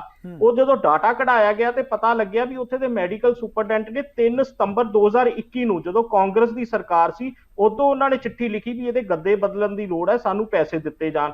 ਉਸ ਤੋਂ ਬਾਅਦ 25 ਮਾਰਚ 2022 ਨੂੰ ਉਹਨਾਂ ਨੇ ਚਿੱਠੀ ਲਿਖੀ, 7 ਅਪ੍ਰੈਲ 2022 ਨੂੰ ਚਿੱਠੀ ਲਿਖੀ, 12 ਜੁਲਾਈ 2022 ਨੂੰ ਚਿੱਠੀ ਲਿਖੀ। ਤਾਂ ਹੁਣ ਆਮ ਆਦਮੀ ਪਾਰਟੀ ਦੇ ਜਿਹੜੇ ਸਾਡੇ ਹੈਲਥ ਮਿਨਿਸਟਰ ਨੇ, ਜਿਹੜੇ ਕਿ ਮੇਰੇ ਖਿਆਲ ਨਾਲ 12th ਉਹਨਾਂ ਨੇ ਕੀਤੀ ਹੋਈ ਹੈ, ਉਹ ਜਾ ਕੇ ਵੀਸੀ ਨੂੰ ਕਹਿ ਰਹੇ ਆ ਜੀ ਵੀ ਤੁਸੀਂ ਇਹਦਾ ਕੁਝ ਨਹੀਂ ਕੀਤਾ। ਤੇ ਜਿਹੜੀਆਂ 4 ਚਿੱਠੀਆਂ ਮੈਡੀਕਲ ਸੁਪਰਡੈਂਟ ਨੇ ਲਿਖ ਚੁੱਕੇ ਨੇ ਤੇ ਸਰਕਾਰ ਨੇ ਕੁਝ ਨਹੀਂ ਕੀਤਾ, ਤੇ ਕੀ ਸਰਕਾਰ ਦੇ ਮਿਨਿਸਟਰ ਤੇ ਜਿਹੜੇ ਪ੍ਰਿੰਸੀਪਲ ਸੈਕਟਰੀ ਨੇ ਉਹਨਾਂ ਨੂੰ ਨਹੀਂ ਅਸਤੀਫਾ ਦੇਣਾ ਚਾਹੀਦਾ? ਤੁਸੀਂ ਜਾ ਕੇ ਡਾਕਟਰਾਂ ਨੂੰ ਬਲੇਮ ਕਰ ਰਹੇ ਹੋ, ਪ੍ਰਾਈਵੇਟ ਹਸਪਤਾਲਾਂ ਵਾਲਿਆਂ ਨੂੰ ਤੁਸੀਂ ਬਲੇਮ ਕਰ ਰਹੇ ਹੋ, ਉਹ ਵੀ ਕੀ ਕਰਨ? ਦੇਖੋ, ਜਿਵੇਂ ਡਾਕਟਰ ਸਾਹਿਬ ਨੇ ਕਿਹਾ, ਖਰਚਾ ਆਪਰੇਸ਼ਨ ਤੇ ਵੀ ਹੁੰਦਾ ਹੈ, ਮੈਡੀਸਨਸ ਵੀ ਦਿੱਤੀਆਂ ਜਾਂਦੀਆਂ, ਐਨੈਸਥੀਸੀਆ ਵੀ ਦਿੱਤਾ ਜਾਂਦਾ, ਕਈ ਵਾਰੀ ਡਾਕਟਰਸ ਨੂੰ ਵੀ ਬਾਹਰੋਂ ਆਊਟਸਟੇਸ਼ਨ ਡਾਕਟਰਸ ਨੂੰ ਵੀ ਬੁਲਾਉਣਾ ਪੈਂਦਾ। ਤਾਂ ਇਹ ਜਿਹੜਾ ਖਰਚਾ ਹੈਗਾ ਉਹ ਆਪਦੇ ਕੋਲੋਂ ਕਿੰਨੀ ਕੁ ਦੇਰ ਕਰ ਸਕਦੇ ਆ। ਤਾਂ ਅਸੀਂ ਇਹ ਨਾ ਕਹੀਏ ਵੀ ਆਮ ਆਦਮੀ ਪਾਰਟੀ, ਪਰ ਕਾਂਗਰਸ ਨੇ ਜੋ ਕੰਮ ਸ਼ੁਰੂ ਕੀਤਾ ਹੈ ਠੱਗੀ ਮਾਰਨ ਦਾ, ਉਸ ਨੂੰ ਆਮ ਆਦਮੀ ਪਾਰਟੀ ਅੱਗੇ ਲੈ ਕੇ ਜਾ ਰਹੀ ਹੈ। ਠੀਕ ਹੈ, ਜਗਬੀਰ ਢਿੱਲੋਂ ਜੀ ਜਵਾਬ ਦੇ ਦਿਓ। ਸ਼੍ਰੋਮਣੀ ਅਕਾਲੀ ਦਲ ਦੇ ਬੁਲਾਰੇ ਵੱਲੋਂ ਵੀ ਜਿਹੜਾ ਸਵਾਲ ਚੁੱਕਿਆ ਗਿਆ ਤੇ ਦੀਵਾਨ ਅਮਿਤ ਅਰੋੜਾ ਵੱਲੋਂ ਵੀ ਜਿਹੜਾ ਸਵਾਲ ਚੁੱਕਿਆ ਗਿਆ, ਜਵਾਬ ਦੇ ਦਿਓ ਜੀ। ਦੇਖੋ, ਇਸ ਤਰ੍ਹਾਂ ਹੈ ਕਿ ਪੰਜਾਬ ਸਰਕਾਰ ਨੇ ਪੂਰੀਆਂ ਸਹੂਲਤਾਂ ਦਿੱਤੀਆਂ। ਈਵਨ ਜਦੋਂ ਆਯੁਸ਼ਮਾਨ ਯੋਜਨਾ ਸ਼ੁਰੂ ਹੋਈ ਸੀ ਤਾਂ ਅਸੀਂ ਬਲਾਕ ਲੈਵਲ ਦੇ ਉੱਤੇ ਪ੍ਰੋਗਰਾਮ ਆਰਗੇਨਾਈਜ਼ ਕੀਤੇ, ਅਸੀਂ ਹਰ ਪਿੰਡ ਦੇ ਵਿੱਚ ਆਰਗੇਨਾਈਜ਼ ਕੀਤੇ, ਲੋਕਾਂ ਵਿੱਚ ਜਾਗਰੂਕਤਾ ਲਿਆਂਦੀ ਅਤੇ ਉਹਨਾਂ ਦੇ ਕਾਰਡ ਬਣਾਏ, ਅਤੇ ਫਿਰ ਜਿਹੜੀਆਂ ਪੰਚਾਇਤਾਂ ਸੀ ਉਹਨਾਂ ਦੇ ਸਰਪੰਚਾਂ ਵੱਲੋਂ ਬਲਾਕ ਲੈਵਲ ਤੋਂ ਸੈਕਟਰੀ ਦੇ ਨਾਲ ਉਹ ਕਾਰਡਾਂ ਦੀ ਘਰੋਂ ਘਰੀ ਡਿਲੀਵਰੀ ਵੀ ਕੀਤੀ ਗਈ। ਇਸ ਕਰਕੇ ਥੋੜਾ ਜਿਹਾ ਡਿਲੇ ਉਸ ਸਕੀਮ ਨੂੰ ਲਾਗੂ ਕਰਨ ਵੇਲੇ ਹੋਇਆ ਸੀ, ਅਸੀਂ ਇਸ ਗੱਲ ਤੋਂ ਡਿਨਾਈ ਨਹੀਂ ਸੀ ਕਰਦੇ, ਬਟ ਏਦਾਂ ਦੀ ਨੌਬਤ ਆਉਣੀ ਕਿ ਸਰਕਾਰੀ ਹਸਪਤਾਲਾਂ ਵੱਲੋਂ ਹੱਥ ਖੜੇ ਕਰਦੇ ਨੇ, ਅਜਿਹੀ ਨੌਬਤ ਅਸੀਂ ਆਪਣੀ ਸਰਕਾਰ ਵੇਲੇ ਨਹੀਂ ਆਉਣ ਦਿੱਤੀ। ਬਾਕੀ ਜਿਹੜੀ ਗੱਲ ਮੇਰੇ ਸਾਥੀ ਪ੍ਰਵਕਤਾ ਸ਼੍ਰੋਮਣੀ ਅਕਾਲੀ ਦਲ ਜਾਂ ਦੂਜਿਆਂ ਨੇ ਇਲਜ਼ਾਮਾਤ ਲਗਾਏ ਨੇ, ਅੱਜ ਆਮ ਆਦਮੀ ਪਾਰਟੀ ਦੀ ਸਰਕਾਰ ਹੈ, ਅਸੀਂ ਸੱਤਾ ਵਿੱਚੋਂ ਬਾਹਰ। ਅਗਰ ਅਸੀਂ ਕੋਈ ਪੈਸਾ ਆਯੁਸ਼ਮਾਨ ਯੋਜਨਾ ਤਹਿਤ ਖੁਰਦ-ਬੁਰਦ ਕੀਤਾ ਹੈ ਤਾਂ ਸਾਡੀ ਜਵਾਬਦੇਹੀ ਇਹ ਬਣਾ ਸਕਦੇ ਨੇ ਆਮ ਆਦਮੀ ਪਾਰਟੀ। ਸਾਡੇ ਤੇ ਕੋਈ ਵੀ ਇਨਕੁਆਇਰੀ, ਇੱਕ ਹੋਰ ਤੁਸੀਂ ਗੱਲ ਕੀਤੀ ਵਜ਼ੀਫੇ ਦੀ, ਮੈਂ ਤੁਹਾਨੂੰ ਦੱਸ ਦੇਵਾਂ ਕਿ ਇਹਨਾਂ ਨੇ ਵਜ਼ੀਫੇ ਦਾ ਆਮ ਆਦਮੀ ਪਾਰਟੀ ਅਤੇ ਅਕਾਲੀ ਦਲ ਨੇ ਬਹੁਤ ਰੌਲਾ ਪਾਇਆ ਸੀ ਕਿ ਸਾਧੂ ਸਿੰਘ ਧਰਮਸੋਤ ਇਨਵੋਲਵਡ ਨੇ, ਬਟ ਉਸ ਤੋਂ ਬਾਅਦ ਤੁਸੀਂ ਅੱਜ ਦੇਖੋ ਉਹਨਾਂ ਤੇ ਅਗਰ ਕੋਈ ਕੇਸ ਬਣਾਇਆ ਇਹਨਾਂ ਨੇ ਮੂਸੇਵਾਲਾ ਜੀ ਦੇ ਮਰਡਰ ਤੋਂ ਬਾਅਦ, ਤਾਂ ਕੋਈ ਵਜ਼ੀਫਾ ਘੁਟਾਲਾ ਦੇ ਤਹਿਤ ਅੱਜ ਤੱਕ ਕੋਈ ਕੇਸ ਨਹੀਂ ਬਣਾ ਸਕੇ। ਉਹ ਕੋਈ ਫੋਰੈਸਟ ਵਾਲਾ, ਅਗਰ ਉਹਨਾਂ ਦੀ ਕੋਈ ਇਨਵੋਲਵਮੈਂਟ ਸੀ ਤਾਂ ਬਣਾਉਂਦੇ। ਅੱਜ ਵੀ ਅਸੀਂ ਕਹਿੰਦੇ ਅਗਰ ਅਸੀਂ ਕੋਈ ਘੁਟਾਲਾ ਕੀਤਾ ਤਾਂ ਕਰੋ, ਏਦਾਂ ਪ੍ਰਚਾਰ ਨਾ ਕਰੋ। ਇਲਜ਼ਾਮ ਕਿਉਂ ਲੱਗਦੇ ਨੇ ਢਿੱਲੋਂ ਸਾਹਿਬ, ਇਲਜ਼ਾਮ ਕਿਉਂ ਲੱਗਦੇ ਨੇ? ਆਖਰ ਅੱਗ ਉਦੋਂ ਹੀ ਹੁੰਦੀ ਹੈ ਜੋ ਕਿਤੇ ਧੂਆਂ ਹੁੰਦਾ, ਉਹ ਇੱਕ ਮੇਲ ਹੁੰਦਾ, ਫਿਰ ਸਵਾਲ ਕਿਉਂ ਉੱਠਦੇ ਨੇ? ਕੋਈ ਸਵਾਲ ਕੁਛ ਨਾ ਕੁਛ ਤਾਂ ਹੈ ਨਾ ਜੀ। ਦੇਖੋ, ਇਹ ਸਿਰਫ ਸਿਆਸੀ ਫਾਇਦਿਆਂ ਲਈ ਬਿਆਨਬਾਜ਼ੀ ਹੁੰਦੀ ਹੈ। ਅਗਰ ਅਸੀਂ ਸੈਂਟਰਲ ਗਵਰਨਮੈਂਟ ਦੇ ਪੈਸਿਆਂ ਨੂੰ ਯੂਟਿਲਾਈਜ਼ ਹੀ ਨਹੀਂ ਸੀ ਕਰ ਰਹੇ ਤਾਂ ਇਹ ਫਿਰ ਹੋ ਸਕਦਾ ਸੀ ਜਿਸ ਤਰ੍ਹਾਂ ਹੋਰਨਾਂ ਯੋਜਨਾਵਾਂ ਵਿੱਚ ਸੈਂਟਰਲ ਗਵਰਨਮੈਂਟ ਆਪਣੇ ਫੰਡ ਰੋਕ ਦਿੰਦੀ ਹੈ ਕਿ ਤੁਸੀਂ ਯੂਟਿਲਾਈਜ਼ ਨਹੀਂ ਕਰ ਰਹੇ, ਅਸੀਂ ਬਟ ਬਤੌਰ ਯੂਟਿਲਾਈਜ਼ ਕਰ ਰਹੇ ਸੀ। ਬਟ ਅੱਜ ਕੀ ਸਿਚੁਏਸ਼ਨ ਬਣੀ ਹੈ? ਅੱਜ ਸਿਚੁਏਸ਼ਨ ਇਸ ਤਰ੍ਹਾਂ ਬਣ ਗਈ ਕਿ ਆਮ ਆਦਮੀ ਪਾਰਟੀ ਨੇ 2 ਵੋਟਾਂ ਵੇਲੇ 2 ਨਾਰਾ ਦਿੱਤਾ ਸੀ, ਇੱਕ ਐਜੂਕੇਸ਼ਨ ਦਾ, ਇੱਕ ਹੈਲਥ ਦਾ, ਕਿ ਸਾਡਾ ਇਹ ਮਾਡਲ ਹੈ। ਇਹਨਾਂ ਨੇ ਇਸ ਤੇ ਜ਼ੋਰ ਦੇਣ ਲਈ ਕਿ ਅਸੀਂ ਇਹ ਬਣਾ ਦਈਏ, ਇੱਥੇ ਕਿਸੇ ਤਰੀਕੇ ਬਿਲਡਿੰਗਾਂ ਖੜੇ ਕਰਕੇ ਪੇਂਟ ਕਰਕੇ ਲਾ ਦਈਏ ਜੀ ਮੁਹੱਲਾ ਕਲੀਨਿਕ, ਤਾਂ ਕਿ ਸਾਨੂੰ ਹਿਮਾਚਲ ਵਿੱਚ, ਗੁਜਰਾਤ ਵਿੱਚ ਆਉਣ ਵਾਲੀਆਂ ਚੋਣਾਂ 'ਚ ਫਾਇਦਾ ਮਿਲ ਜੇ। ਠੀਕ ਹੈ, ਉਹਦਾ ਲੋਕਾਂ ਸਾਹਮਣੇ ਸੱਚ ਆ ਚੁੱਕਾ ਹੈ। ਠੀਕ ਹੈ ਡਾਕਟਰ ਮੁਲਤਾਨੀ, ਮੈਂ ਸਿੱਧਾ ਸਵਾਲ ਕਰਨਾ ਚਾਹਾਂਗਾ ਕਿ ਇਸ ਯੋਜਨਾ ਦੇ ਨਾਲ, ਜਿਹੜੀ ਆਯੁਸ਼ਮਾਨ ਭਾਰਤ ਯੋਜਨਾ, ਇਸ ਦੇ ਨਾਲ ਕੀ ਫਾਇਦਾ ਮਿਲ ਰਿਹਾ ਹੈ? ਹਾਲਾਂਕਿ ਇੱਕ ਅੰਕੜਾ ਇਹ ਕਹਿੰਦਾ ਹੈ ਕਿ 39.66 ਲੱਖ ਲੋਕਾਂ ਨੂੰ ਕਿਤੇ ਨਾ ਕਿਤੇ ਇਸ ਤੋਂ ਰਾਹਤ ਜ਼ਰੂਰ ਮਿਲੀ ਹੈ, ਪਰੰਤੂ ਮੈਂ ਤੁਹਾਨੂੰ ਸਿੱਧੇ ਤੌਰ ਤੇ ਪੁੱਛਣਾ ਚਾਹੁੰਦਾ ਹਾਂ, ਕਿਉਂਕਿ ਤੁਸੀਂ ਉਸ ਪੇਸ਼ੇ ਦੇ ਵਿੱਚ ਹੋ, ਕਿ ਇਸ ਜਿਹੜਾ ਪੈਟਰਨ ਹੈ 5 ਲੱਖ ਦਾ ਇੱਕ ਤਿਆਰ ਕੀਤਾ ਗਿਆ 1 ਸਾਲ ਦਾ ਪੈਟਰਨ ਹੈ, ਉਹ ਕਿਤੇ ਜੇ ਲਗਜ਼ਰੀ ਹਸਪੀਟਲ 'ਚ ਜਾਂਦੇ ਆ ਕਿ ਉਸ ਦੇ ਲਈ ਵਾਜਬ ਰੇਟ ਹੈ? ਕਿਉਂਕਿ PGI ਦੇ ਵਿੱਚ ਤਾਂ ਦੇਖੋ ਹਰ ਮਰੀਜ਼ ਨਹੀਂ ਜਾ ਸਕਦਾ, ਅੰਕੜਿਆਂ ਦੇ ਮੁਤਾਬਕ 1200 ਤੋਂ ਲੈ ਕੇ 1400 ਮਰੀਜ਼ ਦਾ ਹੀ ਇਲਾਜ ਹੁੰਦਾ ਹੈ ਪਰ ਡੇ ਦੇ ਅਕੋਰਡਿੰਗ। ਪਰੰਤੂ ਜੇ ਦੇਖਿਆ ਜਾਵੇ ਇੱਕ ਲੈਵਲ ਨੂੰ ਟੱਚ ਕਰਨ ਦਾ, ਕਿਉਂਕਿ ਜੇ ਗੋਡਿਆਂ ਦਾ ਆਪਰੇਸ਼ਨ ਦੇਖਿਆ ਜਾਵੇ ਜਾਂ ਹੋਰ ਕਈ ਤਰ੍ਹਾਂ ਦੇ ਆਪਰੇਸ਼ਨ ਨੇ ਜਿਨ੍ਹਾਂ ਦੀਆਂ ਸਰਜਰੀਆਂ ਕਾਫੀ ਮਹਿੰਗੀਆਂ ਨੇ, ਕਿ ਉਸ ਦੇ ਇਹ ਲੈਵਲ ਹੈ? ਇੱਕ ਗਰੀਬ ਵਿਅਕਤੀ ਨੂੰ ਇਸ ਯੋਜਨਾ ਤਹਿਤ ਕਿਤੇ ਨਾ ਕਿਤੇ ਫਾਇਦਾ ਮਿਲ ਰਿਹਾ ਜਾਂ ਕਿਤੇ ਨਾ ਕਿਤੇ ਇਹ ਵੀ ਸਵਾਲਾਂ ਦੇ ਵਿੱਚ ਹੈ? ਦੇਖੋ ਚੰਦੀ ਜੀ, ਇੱਕ ਗੱਲ ਆਪਾਂ ਨੂੰ ਮੰਨਣੀ ਪਏਗੀ ਕਿ 5 ਲੱਖ ਰੁਪਇਆ ਜਿਹੜਾ ਹੈਗਾ ਉਹ ਪਰ ਈਅਰ ਦੇ ਹਿਸਾਬ ਨਾਲ ਕੰਪੈਰੇਟਿਵਲੀ ਬਹੁਤ ਜ਼ਿਆਦਾ ਹੈ। ਉਹਦੇ ਚ ਇੱਕ ਫੈਮਿਲੀ ਵਾਸਤੇ 5 ਲੱਖ ਰੁਪਇਆ ਜਿਹੜਾ ਹੈਗਾ, ਆਪਾਂ ਸਾਰਿਆਂ ਨੂੰ ਪਤਾ ਹੈ, ਜੇ ਆਪਣੇ ਸਾਰੇ ਦੋਸਤ ਵੀ ਬੈਠੇ ਹੋਏ ਆ, ਕਿ ਇੱਕ ਆਮ ਤੌਰ ਦੇ ਉੱਤੇ 5 ਲੱਖ ਰੁਪਇਆ ਜਿਹੜਾ ਹੈਗਾ ਉਹ ਇੱਕ ਫੈਮਿਲੀ ਤੇ ਖਰਚ ਜਿਹੜਾ ਹੈਗਾ ਉਹ ਨਹੀਂ ਹੁੰਦਾ। ਇਹਦੇ ਚ ਨਾ ਇਹ ਜਿਹੜੀ ਸਕੀਮ ਵੀ ਹੈਗੀ ਆ ਨਾ, ਇਹਦੇ ਵੀ 2 ਪਾਰਟ ਨੇ। ਇੱਕ ਨੂੰ ਜਿਹੜਾ ਆਪਾਂ ਵਰਡ ਯੂਜ਼ ਕੀਤਾ ਨਾ AB ਆਯੁਸ਼ਮਾਨ ਭਾਰਤ, ਤੇ ਦੂਸਰਾ ਇਹਦਾ ਹੈਗਾ SSBY ਸਰਬੱਤ ਸਿਹਤ ਬੀਮਾ ਯੋਜਨਾ ਜੀ। ਇਹ 2 ਪਾਰਟ ਦੇ ਵਿੱਚ ਕਾਰਡ ਜਿਹੜੇ ਹੈਗੇ ਆ ਉਹ ਬਣੇ ਹੋਏ ਆ। ਇੱਕ ਕਾਰਡ ਇਹ ਹੈਗੇ ਆ ਕਿ ਭਾਵੇਂ ਕਾਰਡ ਇੱਕ ਹੈ ਲੇਕਿਨ ਇਹਦੇ ਪਾਰਟ 2 ਨੇ। ਇਹ ਜਿਹੜਾ ਆਯੁਸ਼ਮਾਨ ਭਾਰਤ ਵਾਲਾ ਕਾਰਡ ਹੈ, ਇਸ ਦੇ ਵਿੱਚ ਤੁਹਾਡੇ 2011 ਦੇ ਵਿੱਚ ਸੈਂਸਸ ਹੋਇਆ ਸੀ, ਕਾਸਟ ਬੇਸ ਸੈਂਸਸ ਸੀਗਾ, ਉਹ ਉਸ ਫਿਗਰ ਨੂੰ ਚੱਕਿਆ ਹੋਇਆ। ਉਹਦੇ ਚ ਕੋਈ 10 ਕਰੋੜ ਮੇਰੇ ਖਿਆਲ ਸਾਰੇ ਇੰਡੀਆ ਚ ਸੀਗਾ, ਤੇ ਆਪਣਾ ਪੰਜਾਬ ਦੇ ਵਿੱਚ ਕੋਈ 12-13 ਲੱਖ ਫੈਮਿਲੀਜ਼ ਜਿਹੜੀਆਂ ਉਹਦੇ ਚ ਆਉਂਦੀਆਂ ਸੀ ਉਸ ਕੈਟਾਗਰੀ ਦੇ ਵਿੱਚ। ਜਿਹੜਾ ਅਗਲਾ ਜਿਹੜਾ ਪਾਰਟ ਹੈਗਾ ਜਿਹਦੇ ਚ ਪੰਜਾਬ ਗਵਰਨਮੈਂਟ ਨੇ ਇਹ ਗੱਲ ਕਹੀ ਸੀ ਕਿ ਜਿਹੜੀ ਸਰਬੱਤ ਸਿਹਤ ਬੀਮਾ ਯੋਜਨਾ ਜਿਹੜੀ ਨਾਲ ਜੋੜੀ ਸੀ, ਉਹਦੇ ਚ ਇਹ ਕਹਿੰਦੇ ਸੀਗੇ ਕਿ ਅਸੀਂ ਕੋਈ 46 ਲੱਖ ਫੈਮਿਲੀਜ਼ ਜਿਹੜੀਆਂ ਹੈਗੀਆਂ ਨੇ ਉਹ ਵਿੱਚ ਐਡ ਅਪ ਕਰਾਂਗੇ। ਮਤਲਬ 75% ਜਿਹੜੀਆਂ ਹੈਗੀਆਂ ਫੈਮਿਲੀਜ਼ ਅਸੀਂ ਐਡ ਅਪ ਕਰਾਂਗੇ, ਜਿਹੜੀਆਂ ਕਿ ਪਹਿਲਾਂ ਸ਼ੁਰੂ ਤਾਂ ਮੈਨੂੰ ਯਾਦ ਹੈ ਕਿ ਮੈਂ ਉਦੋਂ ਸਿਵਲ ਸਰਜਨ ਫਾਜ਼ਿਲਕਾ ਸੀਗਾ ਜਿਹੜਾ ਕਿ ਸਭ ਤੋਂ ਅੱਗੇ ਜਾ ਰਿਹਾ ਸੀਗਾ, ਲੇਕਿਨ ਇਹ 2020 ਚ ਫਿਰ ਅੱਗੇ ਕੋਵਿਡ ਆ ਗਿਆ, ਫਿਰ ਇਹ ਕਾਰਡ ਕਾਫੀ ਘੱਟ ਬਣੇ, 21 ਚ ਵੀ ਘੱਟ ਬਣੇ। ਲੇਕਿਨ ਜਿਨ੍ਹਾਂ ਲੋਕਾਂ ਦੇ ਕਾਰਡ ਬਣੇ ਹੋਏ ਸੀਗੇ ਉਹਨਾਂ ਦੀ, ਜਿਸ ਤਰ੍ਹਾਂ ਮੈਂ ਤੁਹਾਨੂੰ ਦੱਸਿਆ ਕਿ ਜਿਹੜੀ ਸਭ ਤੋਂ ਪਹਿਲੀ ਪ੍ਰੋਬਲਮ ਆਉਂਦੀ ਸੀ, ਇੱਕ ਤਾਂ ਸੀਗੀ ਕਿ ਹਸਪੀਟਲ 'ਚ ਦਾਖਲ ਹੋਣ ਤੋਂ ਪਹਿਲਾਂ ਉਹਨਾਂ ਦੀ ਜੇਬ ਵਿੱਚੋਂ ਕਾਫੀ ਸਾਰੇ ਪੈਸੇ ਕੱਢ ਲਏ ਜਾਂਦੇ ਸੀਗੇ ਜਿੱਥੇ ਉਹ ਹਸਪੀਟਲ 'ਚ ਜਾਂਦੇ ਸੀ, ਕਿਉਂਕਿ ਉਹ ਕਾਰਡ ਜਿਹੜਾ ਵੈਲਿਡ ਹੁੰਦਾ ਸੀਗਾ ਜਦੋਂ ਮਰੀਜ਼ ਦਾਖਲ ਹੁੰਦਾ ਸੀ। ਫਿਰ ਪੰਜਾਬ ਗਵਰਨਮੈਂਟ ਨੇ ਕੀ ਇਹਨਾਂ ਨੂੰ ਹਰਾਸ ਕਰਨਾ ਸ਼ੁਰੂ ਕੀਤਾ ਹੋਇਆ ਸੀਗਾ ਕਿ ਇਹ ਜਿਹੜਾ ਕਾਰਡ ਹੈਗਾ ਇਹਦੇ ਅੰਡਰ ਜਿਹੜੀ ਤੁਸੀਂ ਇਲਾਜ ਕਰਵਾਉਣੇ ਨੇ, ਪਹਿਲਾਂ ਤੁਸੀਂ ਸਰਕਾਰੀ ਹਸਪੀਟਲ ਦੇ ਵਿੱਚ ਜਾਓ, ਜੇ ਉਹ ਤੁਹਾਡਾ ਇਲਾਜ ਨਹੀਂ ਕਰਨਗੇ ਤਾਂ ਫਿਰ ਅਸੀਂ ਤੁਹਾਨੂੰ ਪ੍ਰਾਈਵੇਟ ਹਸਪੀਟਲ ਵਾਸਤੇ ਅਲਾਉ ਕਰਾਂਗੇ, ਜਿਹੜਾ ਕਿ ਫਿਰ ਮਰੀਜ਼ ਦੇ ਨਾਲ ਇੱਕ ਹਰਾਸਮੈਂਟ ਸੀਗੀ। ਕਿਉਂਕਿ ਆਪਾਂ ਦੇਖਣ ਵਾਲੀ ਗੱਲ ਹੈ ਕਿ ਜਿਹੜਾ ਮਰੀਜ਼ ਹੁੰਦਾ ਹੈ ਉਹ ਬੇਸਿਕਲੀ ਡਾਕਟਰ ਦੇ ਨਾਲ ਅਟੈਚਡ ਹੁੰਦਾ, ਨਾ ਕਿ ਉਹ ਕਿਸੇ ਜਿਹੜਾ ਹੈਗਾ ਉਹ ਹਸਪੀਟਲ ਦੇ ਉੱਤੇ ਅਟੈਚਡ ਹੁੰਦਾ ਹੈ। ਉਹਦੀ ਇੱਕ ਡਾਕਟਰ ਦੇ ਕੰਫੀਡੈਂਸ ਬਣਿਆ ਹੁੰਦਾ। ਤੇ ਮੇਰਾ ਵੀ ਸਰਕਾਰ ਨੂੰ ਉਦੋਂ ਇਹੀ ਸੀ ਕਿ ਜੇ ਤੁਸੀਂ ਅਲਾਉ ਕਰ ਦਿੱਤਾ ਹੈ ਕਿ ਇਹ ਬੀਮਾ ਯੋਜਨਾ ਦੀ ਗੱਲ ਤੁਸੀਂ ਕਰਦੇ ਹੋ ਕਿ ਅਸੀਂ ਜਿਹੜੀਆਂ 75% ਫੈਮਿਲੀਜ਼ ਦੀ ਗੱਲ ਕਰਦੇ ਸੀ ਪੰਜਾਬ ਗਵਰਨਮੈਂਟ ਤਾਂ, ਤੇ ਸੈਂਟਰ ਗਵਰਨਮੈਂਟ ਦੀ ਮੈਂ ਤੁਹਾਨੂੰ ਦੱਸਿਆ ਕਿ ਜਿਹੜਾ ਟੋਟਲ ਜਿਹੜਾ ਸੀਗਾ ਉਹ 10 ਕਰੋੜ ਦੇ ਕਰੀਬ ਸਾਰੇ ਇੰਡੀਆ 'ਚ ਸੀਗਾ, ਆਪਣੇ ਵੀ ਜਿਹੜਾ 12-13 ਲੱਖ ਫੈਮਿਲੀਜ਼ ਉਹਦੇ 'ਚ ਵੀ ਆਉਂਦੀਆਂ ਸੀ।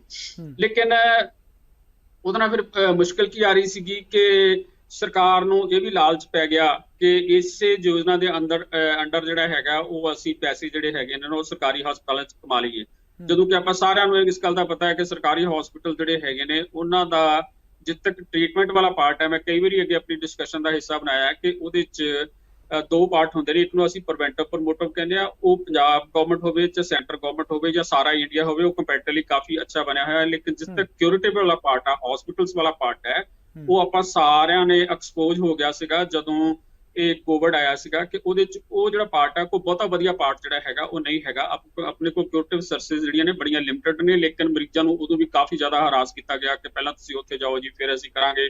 ਫਿਰ ਉਹਨਾਂ ਨੂੰ ਜ਼ਬਰਦਸਤੀ ਕੀਤੀ ਜਾਂਦੀ ਸੀ, ਨਹੀਂ ਜੀ ਇਹ ਇਲਾਜ ਅਸੀਂ ਕਰ ਸਕਦੇ ਹਾਂ, ਸਾਡਾ ਡਾਕਟਰ ਕਰੇਗਾ, ਇੱਥੇ ਬੈਠ ਕੇ ਕਰੇਗਾ। ਮਰੀਜ਼ ਅੱਗੋਂ ਤੁਹਾਨੂੰ ਕਹਿੰਦਾ ਸੀਗਾ ਕਿ ਨਹੀਂ ਜੀ ਮੈਂ ਜਿਹੜਾ ਹੈਗਾ ਮੈਂ ਬਾਹਰ ਕਰਾਉਣਾ। ਤਾਂ ਅਸੀਂ ਕਈ ਵਾਰੀ ਫਿਰ ਉਦੋਂ ਸਰਕਾਰ ਨੂੰ ਜਾਂ ਜਿਵੇਂ ਐਜ ਏ ਸਿਵਲ ਸਰਜਨ ਫਿਰ ਮੈਂ ਕਈ ਵਾਰੀ ਅਲਾਉ ਕੀਤਾ ਕਿ ਨਹੀਂ ਤੁਸੀਂ ਆਪਣੀ ਮਰਜ਼ੀ ਨਾਲ ਇਲਾਜ ਜਿਹੜਾ ਤੁਸੀਂ ਕਰਵਾਉਣਾ ਉੱਥੇ ਕਰਵਾ ਲਓ।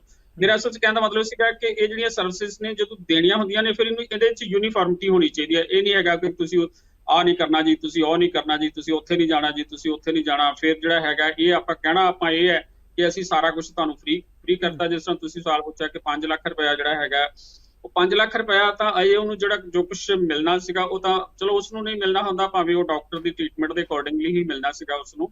ਲੇਕਿਨ ਉਹਦੇ ਤੇ ਜਿਹੜੇ ਪਹਿਲਾ ਰਾਈਡਰ ਤੁਸੀਂ ਲਾਤੇ ਸੀਗੇ ਉਹ ਤਾਂ ਫਿਰ ਪੇਸ਼ੈਂਟ ਦੀ ਹਰਾਸਮੈਂਟ ਹੋਈ। 5 ਲੱਖ ਰੁਪਇਆ ਜਿਹੜਾ ਤੁਹਾਡਾ ਸਵਾਲ ਹੈ ਇਹ ਬਿਲਕੁਲ ਵਾਜਬ ਅਮਾਉਂਟ ਹੈਗੀ ਹੈ, ਔਰ ਇਹਦੇ ਨਾਲ ਕੋਈ ਵੀ ਫੈਮਿਲੀ ਜਿਹੜੀ ਹੈਗੀ ਆ ਉਹ ਕਿਤੇ ਵੀ ਜਾ ਕੇ ਇਲਾਜ ਕਰਾ ਸਕਦੀ ਹੈ। ਜੇ ਹੁਣ ਆਪਾਂ ਇਹ ਗੱਲ ਕਹੀਏ ਕਿ 5 ਲੱਖ ਨਾਲ ਜਿਵੇਂ ਆਪਾਂ ਕੈਂਸਰ ਦੀ ਗੱਲ ਕਰਦੇ ਹਾਂ, ਜਦੋਂ ਕਿ ਪੰਜਾਬ ਗਵਰਨਮੈਂਟ ਦਾ ਇੱਕ ਵੱਖਰੀ ਸਕੀਮ ਵੀ ਹੈਗੀ ਸੀ, 1.5 ਲੱਖ ਰੁਪਇਆ ਜਿਹੜਾ ਹੈਗਾ ਉਹ ਉਹਦੇ ਨਾਲ ਚੱਲਦਾ ਸੀਗਾ ਕਿ ਤੁਸੀਂ ਜਿਹੜੇ ਇਲਾਜ ਕਰਾਉਣਾ ਕੈਂਸਰ ਵਾਲੇ ਪੇਸ਼ੈਂਟ ਨੇ ਤਾਂ ਉਸ ਨੂੰ 1.5 ਲੱਖ ਰੁਪਏ ਦੀ ਹੈਲਪ ਹੋ ਜਾਂਦੀ ਸੀ। ਲੇਕਿਨ 1.5 ਲੱਖ ਦੇ ਨਾਲ ਕੈਂਸਰ ਦਾ ਇਲਾਜ ਨਹੀਂ ਹੁੰਦਾ। ਇਸੇ ਤਰ੍ਹਾਂ ਹੀ ਆਪਾਂ ਇਹ ਗੱਲ ਕਹਿ ਸਕਦੇ ਹਾਂ ਕਿ ਕੋਈ ਬਹੁਤ ਵੱਡੀ ਇਸ ਤਰ੍ਹਾਂ ਦੀ ਬਿਮਾਰੀ ਹੋਵੇ ਜਿਹੜੀ ਸਾਰੀ ਫੈਮਿਲੀ ਨੂੰ ਚਿੰਬੜੀ ਹੋਵੇ ਤਾਂ ਸ਼ਾਇਦ ਉਹਦੇ 'ਚ ਤੁਸੀਂ ਇਲਾਜ ਨਾ ਕਰਾ ਪਾਓ। ਨਹੀਂ ਤਾਂ ਮੇਰੇ ਅਕੋਰਡਿੰਗਲੀ 5 ਲੱਖ ਰੁਪਇਆ ਜਿਹੜਾ ਹੈਗਾ ਉਹ ਇੱਕ ਫੈਮਿਲੀ ਵਾਸਤੇ 1 ਸਾਲ ਵਾਸਤੇ ਮੋਰ ਦੈਨ ਇਨਫ ਜਿਹੜਾ ਹੈਗਾ ਉਹ ਸਰਵਿਸਿਜ਼ ਹੈਗੀਆਂ ਨੇ। ਠੀਕ ਹੈ ਅਮਿਤ ਅਰੋੜਾ ਜੀ, ਲਾਸਟ ਕਮੈਂਟ ਲੈਣਾ ਚਾਹੂੰਗਾ ਤੁਹਾਡਾ। ਤੁਸੀਂ ਹੁਣ ਤੱਕ ਦਾ ਜਿਸ ਤਰ੍ਹਾਂ ਦਾ ਟ੍ਰੀਟ ਦੇਖਿਆ ਗਿਆ ਆਮ ਆਦਮੀ ਪਾਰਟੀ ਦੇ ਉੱਤੇ, ਸ਼ੁਰੂ ਤੋਂ ਹੀ ਬੀਜੇਪੀ ਹਾਵੀ ਰਹੀ ਹੈ। ਪਹਿਲਾਂ ਲਾਅ ਐਂਡ ਆਰਡਰ ਨੂੰ ਲੈ ਕੇ ਵੀ ਕਾਫੀ ਜ਼ਿਆਦਾ ਰਾਜਪਾਲ ਦੇ ਨਾਲ ਮੁਲਾਕਾਤ ਕੀਤੀ ਗਈ, ਤੇ ਫਿਰ ਮੁਹੱਲਾ ਕਲੀਨਿਕਾਂ ਦੇ ਉੱਤੇ ਵੀ ਸਵਾਲ ਚੁੱਕੇ ਗਏ, ਤੇ ਹੁਣ ਆਯੁਸ਼ਮਾਨ ਭਾਰਤ ਯੋਜਨਾ ਦੇ ਉੱਤੇ ਵੀ ਕਿਤੇ ਨਾ ਕਿਤੇ ਸਵਾਲ ਖੜੇ ਹੋ ਗਏ ਨੇ। ਸਿੱਧਾ ਸਵਾਲ ਮੈਂ ਇਹ ਕਰਨਾ ਚਾਹੁੰਦਾ ਨਾ, ਤੁਸੀਂ ਕਿਵੇਂ ਵੇਖਦੇ ਹੋ ਕਿ ਇਹ ਸਰਕਾਰ ਦੀ ਫੇਲੀਅਰ ਹੈ, ਜਾਂ ਕਿਤੇ ਨਾ ਕਿਤੇ ਜਿਸ ਤਰ੍ਹਾਂ ਪਹਿਲਾਂ ਚਿੱਠੀਆਂ ਪੀਜੀਆਈ ਵੱਲੋਂ ਲਿਖੀਆਂ ਗਈਆਂ ਸੀ, ਉਹ ਕਿਤੇ ਕੋਈ ਚਿੱਠੀ ਕੇਂਦਰ ਨੂੰ ਵੀ ਲਿਖੀ ਗਈ ਹੈ, ਜਾਂ ਕੇਂਦਰ ਦੇ ਕੋਲ ਉਹ ਚਿੱਠੀ ਪਹੁੰਚੀ ਨਹੀਂ, ਮਹਿਜ਼ ਪੰਜਾਬ ਗਵਰਨਮੈਂਟ ਨੂੰ ਹੀ ਲਿਖੀ ਗਈ ਹੈ? ਤੇ ਜਿਹੜਾ ਅੰਕੜਾ ਮੰਨਿਆ ਜਾਂਦਾ ਹੈ, ਜਿਹੜਾ ਪੈਸਾ ਮੰਨਿਆ ਜਾਂਦਾ ਹੈ, ਜੇਕਰ ਕੇਂਦਰ ਆਪਣੇ ਤੌਰ ਤੇ ਦਿੰਦਾ ਹੈ ਤਾਂ ਉਸ ਨੂੰ ਪਹਿਲੇ ਤੌਰ ਤੇ ਭਰਵਾਈ ਕਿਉਂ ਨਹੀਂ ਹੋਈ? ਦੇਖੋ ਇਸ ਤਰ੍ਹਾਂ ਚਰਨਜੀਤ ਜੀ, ਜਿਹੜੀ ਸਕੀਮ ਪੰਜਾਬ ਸਰਕਾਰ ਦਿੱਲੀ ਮਾਡਲ ਨੂੰ ਲੈ ਕੇ ਆ ਰਹੀ ਹੈ, ਮੁਹੱਲਾ ਕਲੀਨਿਕ ਦੀ ਵਾਹ ਤੁਸੀਂ ਮੈਨੂੰ ਇਹ ਦੱਸੋ ਕਿ ਹਰ ਹਸਪਤਾਲ, ਚਾਹੇ ਉਹ ਸਰਕਾਰੀ ਹਸਪਤਾਲ ਜ਼ਿਲ੍ਹਾ ਲੈਵਲ ਤੇ, ਚਾਹੇ ਉਹ ਪੀਜੀਆਈ, ਤੁਸੀਂ ਦੇਖੋ ਕਿ ਇੱਕ ਹਿਊਮਨ ਬਾਡੀ ਜਿਹੜੀ ਹੈ ਉਹਦੇ ਵਿੱਚ ਹਰ ਮਰਜ਼ ਦੇ ਅਲੱਗ-ਅਲੱਗ ਸਪੈਸ਼ਲਿਸਟ ਡਾਕਟਰ ਨੇ। ਆਪਣੇ ਮੁਹੱਲਾ ਕਲੀਨਿਕ ਦੇ ਵਿੱਚ ਸਰਕਾਰ ਅਜੇ ਤੱਕ ਕਲੈਰੀਫਾਈ ਨਹੀਂ ਕਰ ਪਾਈ ਕਿ ਕੀ ਅੱਖਾਂ ਦਿਖਾਉਣ ਵਾਲੇ ਦੀਆਂ ਅੱਖਾਂ ਚੈੱਕ ਹੋਣਗੀਆਂ ਮੁਹੱਲਾ ਕਲੀਨਿਕ ਦੇ ਵਿੱਚ, ਕਿ ਹਾਰਟ ਪੇਸ਼ੈਂਟ ਦੀ ਬਿਮਾਰੀ ਜਿਹੜੀ ਹੈ ਉਹ ਚੈੱਕ ਹੋਏਗੀ, ਕਿ ਆਈਸੀਯੂ ਦੀ ਫੈਸਿਲਿਟੀ ਹੋਏਗੀ ਮੁਹੱਲਾ ਕਲੀਨਿਕ ਦੇ ਵਿੱਚ, ਕਿ ਹੱਡੀਆਂ ਦਾ ਮਾਹਰ ਬੈਠਾ ਹੋਏਗਾ ਉੱਥੇ। ਇਹ ਆਪਣੇ ਆਪ ਦੇ ਵਿੱਚ ਬੜੇ ਵੱਡੇ ਪ੍ਰਸ਼ਨ ਚਿੰਨ੍ਹ ਨੇ। ਤੁਸੀਂ ਦੇਖੋ ਕਿ ਅੱਜ ਕਿਡਨੀ ਦੇ ਵਾਸਤੇ ਅਲੱਗ ਹਸਪੀਟਲ ਬਣੇ ਆ, ਲੀਵਰ ਵਾਸਤੇ ਅਲੱਗ ਹਸਪੀਟਲ ਬਣੇ ਆ, ਲੇਕਿਨ ਕੀ ਇਹ ਅਲੱਗ-ਅਲੱਗ ਸਪੈਸ਼ਲਿਸਟ, ਅੱਜ ਤੁਸੀਂ ਕਿਤੇ ਕਾਲਜ ਦੇ ਵਿੱਚ ਪੜ੍ਹਨਾ ਜਾਣਾ ਹੋਵੇ ਨਾ, ਹਿਸਟਰੀ ਦਾ ਪ੍ਰੋਫੈਸਰ ਅਲੱਗ, ਆਪਣੇ ਸਾਇੰਸ ਦਾ ਪ੍ਰੋਫੈਸਰ ਅਲੱਗ, ਇਸੇ ਤਰੀਕੇ ਹਸਪਤਾਲਾਂ ਦੇ ਵਿੱਚ ਵੀ ਕੀ ਇਹ ਅਲੱਗ-ਅਲੱਗ ਸਪੈਸ਼ਲਿਸਟ ਜਿਹੜੇ ਆ ਇਹ ਮੁਹੱਈਆ ਕਰਾਉਣਗੇ ਮੁਹੱਲਾ ਕਲੀਨਿਕ? ਤੁਸੀਂ ਅੱਜ ਸਰਕਾਰੀ ਤੋਂ ਜ਼ਿਆਦਾ ਵਧੀਆ ਇਹ ਸੀ ਕਿ ਸਰਕਾਰੀ ਹਸਪਤਾਲਾਂ ਦੀ ਜਿਹੜੀ ਹੈ ਉਹ ਸੁਧਾਰ ਲੈਂਦੇ ਉਹਨਾਂ ਨੂੰ। ਉਹਨਾਂ ਦੇ ਵਿੱਚ ਜਿਹੜਾ ਜਰਜਰ ਹਾਲਤ ਹੈ ਸਰਕਾਰੀ ਹਸਪਤਾਲਾਂ ਦੀ, ਤੁਸੀਂ ਦੇਖੋ ਮੈਂ ਜਲੰਧਰ ਨੂੰ ਬਿਲੋਂਗ ਕਰਦਾ, ਜਲੰਧਰ ਦੇ ਆਈਸੀਯੂ ਦੇ ਵਿੱਚ 에ਅਰ ਕੰਡੀਸ਼ਨਰ ਨਹੀਂ ਹੈ, ਪਾਣੀ ਪੀਣ ਵਾਲਾ ਵਾਟਰ ਕੂਲਰ ਨਹੀਂ ਹੈ, ਔਰ ਤੁਸੀਂ ਦੇਖੋਗੇ ਮਰੀਜ਼ਾਂ ਦੀ ਇਹ ਹਾਲਤ ਹੈ ਕਿ ਉੱਥੇ ਤਾਂ ਫਿਰ ਫਟੇ ਹੋਏ ਬੈੱਡ ਹੈਗੇ ਸੀ ਫਰੀਦਕੋਟ ਦੇ ਵਿੱਚ, ਇੱਥੇ ਬੈੱਡ ਵੀ ਨਹੀਂ ਹੈਗੇ, ਲੋਕੀ ਥੱਲੇ ਭੁੰਜੇ ਸੌਂਦੇ ਆ। ਪਰ ਸਵਾਲ ਤਾਂ ਫਿਰ ਇਹ ਵੀ ਖੜਾ ਹੋ ਜਾਂਦਾ ਦੀਵਾਨ ਸਾਹਿਬ, ਸਰਕਾਰਾਂ ਤੁਹਾਡੀ ਵੀ ਰਹੀਆਂ ਨੇ, ਤੁਸੀਂ ਵੀ ਸੱਤਾ ਦੇ ਵਿੱਚ ਰਹੇ ਹੋ, ਉਦੋਂ ਇਹ ਕੰਮ ਕਿਉਂ ਨਹੀਂ ਹੋਏ? ਦੇਖੋ ਐਸਾ ਹੈ ਕਿ ਸਰਕਾਰਾਂ ਸਾਡੀਆਂ ਰਹੀਆਂ ਵੀ ਨੇ, ਹੈਗੀਆਂ ਵੀ ਨੇ। ਜੇ ਆਯੁਸ਼ਮਾਨ ਯੋਜਨਾ ਲੈ ਕੇ ਆਏ ਤੇ ਉਹਦੇ ਤਹਿਤ ਹਰ ਗਰੀਬ ਨੂੰ ਉਸ ਹਸਪਤਾਲ, ਉਸ ਸੁਪਰ ਸਪੈਸ਼ਲਿਟੀ ਹਸਪਤਾਲ ਦੇ ਵਿੱਚ ਇਲਾਜ ਮਿਲ ਰਿਹਾ ਸੀ ਜਿੱਥੇ ਅਮੀਰ ਵੀ ਇਲਾਜ ਕਰਾ ਰਿਹਾ ਸੀ। ਤੁਸੀਂ ਦੇਖੋਗੇ ਸੁਪਰ ਸਪੈਸ਼ਲਿਟੀ ਹਸਪੀਟਲ ਵਾਲਾ ਆਯੁਸ਼ਮਾਨ ਯੋਜਨਾ ਕਾਰਡ ਵਾਲੇ ਨੂੰ, ਹੋਲਡਰ ਨੂੰ ਡੋਰਮਿਟਰੀ ਦੇ ਵਿੱਚ ਐਡਮਿਸ਼ਨ ਦਿੰਦਾ ਸੀ, ਔਰ ਉਹ ਡੋਰਮਿਟਰੀ ਜਿਹੜੀ ਆ 에ਅਰ ਕੰਡੀਸ਼ਨਰ ਸੀ। ਜਿੰਨੇ ਵੀ ਪ੍ਰਾਈਵੇਟ ਹਸਪਤਾਲ ਆ ਉਹਨਾਂ ਦੀ ਡੋਰਮਿਟਰੀ ਜਿਹੜੀ ਆ ਉਹ 에ਅਰ ਕੰਡੀਸ਼ਨਡ ਹੈ। ਸੋ ਗੱਲ ਇਹ ਹੈ ਕਿ ਸਹੂਲਤ ਤੋਂ ਵਾਂਝੇ ਕਰਨਾ ਗਰੀਬ ਪਰਿਵਾਰਾਂ ਨੂੰ, ਮੈਂ ਤਾਂ ਸਮਝਦਾ ਕਿ ਉਹਨਾਂ ਦੀ ਗਰੀਬੀ ਦੇ ਉੱਪਰ ਬਹੁਤ ਵੱਡੀ ਚੋਟ ਹੈ। ਠੀਕ ਹੈ, ਕਾਂਗਰਸ ਦੇ ਢਿੱਲੋਂ ਸਾਹਿਬ, ਮੈਂ ਤੁਹਾਨੂੰ ਲਾਸਟ ਕਮੈਂਟ ਦੇਣਾ ਚਾਹੁੰਦਾ, ਤੁਸੀਂ ਆਪਣਾ ਲਾਸਟ ਕਮੈਂਟ ਦੇ ਵੀ ਆਪਣੀ ਗੱਲ ਕੰਕਲੂਡ ਕਰ ਦਿਓ। ਮੈਂ ਸਵਾਲ ਇਹ ਕਰਨਾ ਚਾਹੁੰਦਾ ਹੈ, ਤੁਸੀਂ ਮੇਰੇ ਪਿਛਲੀ ਵਾਰੀ ਸਵਾਲ ਦਾ ਜਵਾਬ ਨਹੀਂ ਦਿੱਤਾ ਸੀ, ਉਹੀ ਸਵਾਲ ਹੈ ਮੇਰਾ, ਕਿ ਤੁਸੀਂ ਜਿਹੜੇ ਕੰਟਰੈਕਟ ਸੀ ਉਹ ਲਗਭਗ 18 ਅਗਸਤ 2022 ਤੱਕ ਲਾਗੂ ਰਹਿਣੇ ਸੀ, ਜਿਹੜੇ ਕਿਸੇ ਕੰਪਨੀ ਨਾਲ ਤੁਸੀਂ ਪਹਿਲਾਂ ਵੀ ਕੀਤੇ ਸੀ ਤੇ ਅੱਗੇ ਵੀ ਚੱਲਣੇ ਸੀ।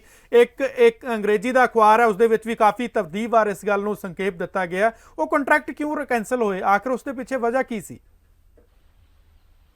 ਜੀ ਦੇਖੋ, ਅਗਰ ਉਹ ਕੈਂਸਲ ਕੰਟਰੈਕਟ ਕੰਪਨੀ ਨਾਲ ਹੋਏ ਸੀ ਤਾਂ ਉਸਦੇ ਜਿਹੜੇ ਕੁਝ ਕਾਰਨ ਸਨ, ਉਹਨਾਂ ਨੂੰ ਹਾਲੇ ਜਿਹੜੀ ਸਾਡੀ ਸਰਕਾਰ ਉਸ ਨੂੰ ਰੀਨਿਊ ਕਰਨ ਬਾਰੇ ਸੋਚ ਰਹੀ ਸੀ ਕਿ ਕਿਸੇ ਹੋਰ ਤਰੀਕੇ ਦੇ ਨਾਲ ਇਸ ਨੂੰ ਅੱਗੇ ਵਧਾਇਆ ਜਾਵੇ।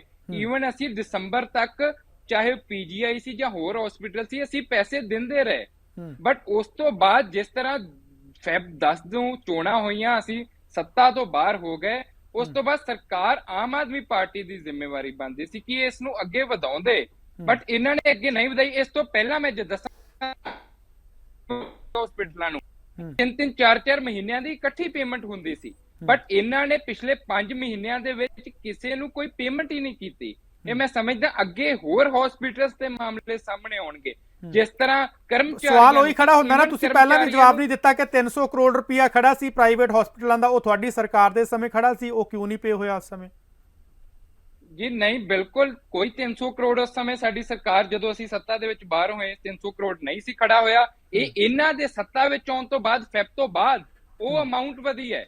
ਉਸ ਸਮੇਂ ਇੰਨੀ ਅਮਾਉਂਟ ਨਹੀਂ ਸੀ, ਜਿੰਨੀ ਅਮਾਉਂਟ ਹੁੰਦੀ ਸੀ ਅਸੀਂ ਰੈਗੂਲਰਲੀ ਪੇ ਕਰ ਰਹੇ ਸੀ, ਚਾਹੇ ਜਿੰਨੇ, ਹਾਂ ਅਸੀਂ ਇਹ ਨਹੀਂ ਕਹਿੰਦੇ ਅਸੀਂ 100% ਪੇ ਕੀਤਾ, but most of the hospitals ਦੇ ਵਿੱਚ ਅਸੀਂ ਪੇ ਕਰ ਰਹੇ ਸੀ। ਬਟ ਇਹ ਤੁਸੀਂ ਦੇਖੋ, ਇੱਕ ਹਸਪੀਟਲ ਦਾ 16 ਕਰੋੜ ਬਣਿਆ ਪਿਛਲੇ 5 ਮਹੀਨੇ ਦੇ ਵਿੱਚ, ਤਾਂ ਕਿੰਨੇ ਹਸਪੀਟਲਸ ਦਾ ਕਿੰਨਾ ਬਣਿਆ ਹੋਏਗਾ? ਮੈਂ ਸਮਝਦਾ ਬਰੀਕੀ ਦੇ ਵਿੱਚ ਇਸ ਦੇ ਵਿੱਚ ਜਾਣਾ ਚਾਹੀਦਾ। ਠੀਕ ਹੈ ਪਰਮਵੀਰ ਜੀ, ਲਾਸਟ ਕਮੈਂਟ ਦੇ ਦਿਓ ਆਪਣਾ, ਕਿਵੇਂ ਵੇਖਦੇ ਹੋ ਆਯੁਸ਼ਮਾਨ ਭਾਰਤ ਯੋਜਨਾ ਨੂੰ, ਕਿਵੇਂ ਵੇਖਦੇ ਹੋ ਤੇ ਪੰਜਾਬ ਦੀ ਸਿਹਤ ਸਹੂਲਤ ਨੂੰ ਇਸ ਸਮੇਂ ਕਿਵੇਂ ਵੇਖਦੇ ਹੋ? ਕਿਉਂਕਿ ਤੁਸੀਂ ਮੈਜ਼ ਕਾਫੀ ਲੰਬੇ ਅਰਸੇ ਤੋਂ ਸੱਤਾ ਤੋਂ ਬਾਹਰ ਹੋ, ਪਰੰਤੂ ਪਿੱਛੇ ਕਾਂਗਰਸ ਸਰਕਾਰ ਸੀ ਤੇ ਹੁਣ ਆਮ ਆਦਮੀ ਪਾਰਟੀ ਦੀ ਸਰਕਾਰ ਹੈ।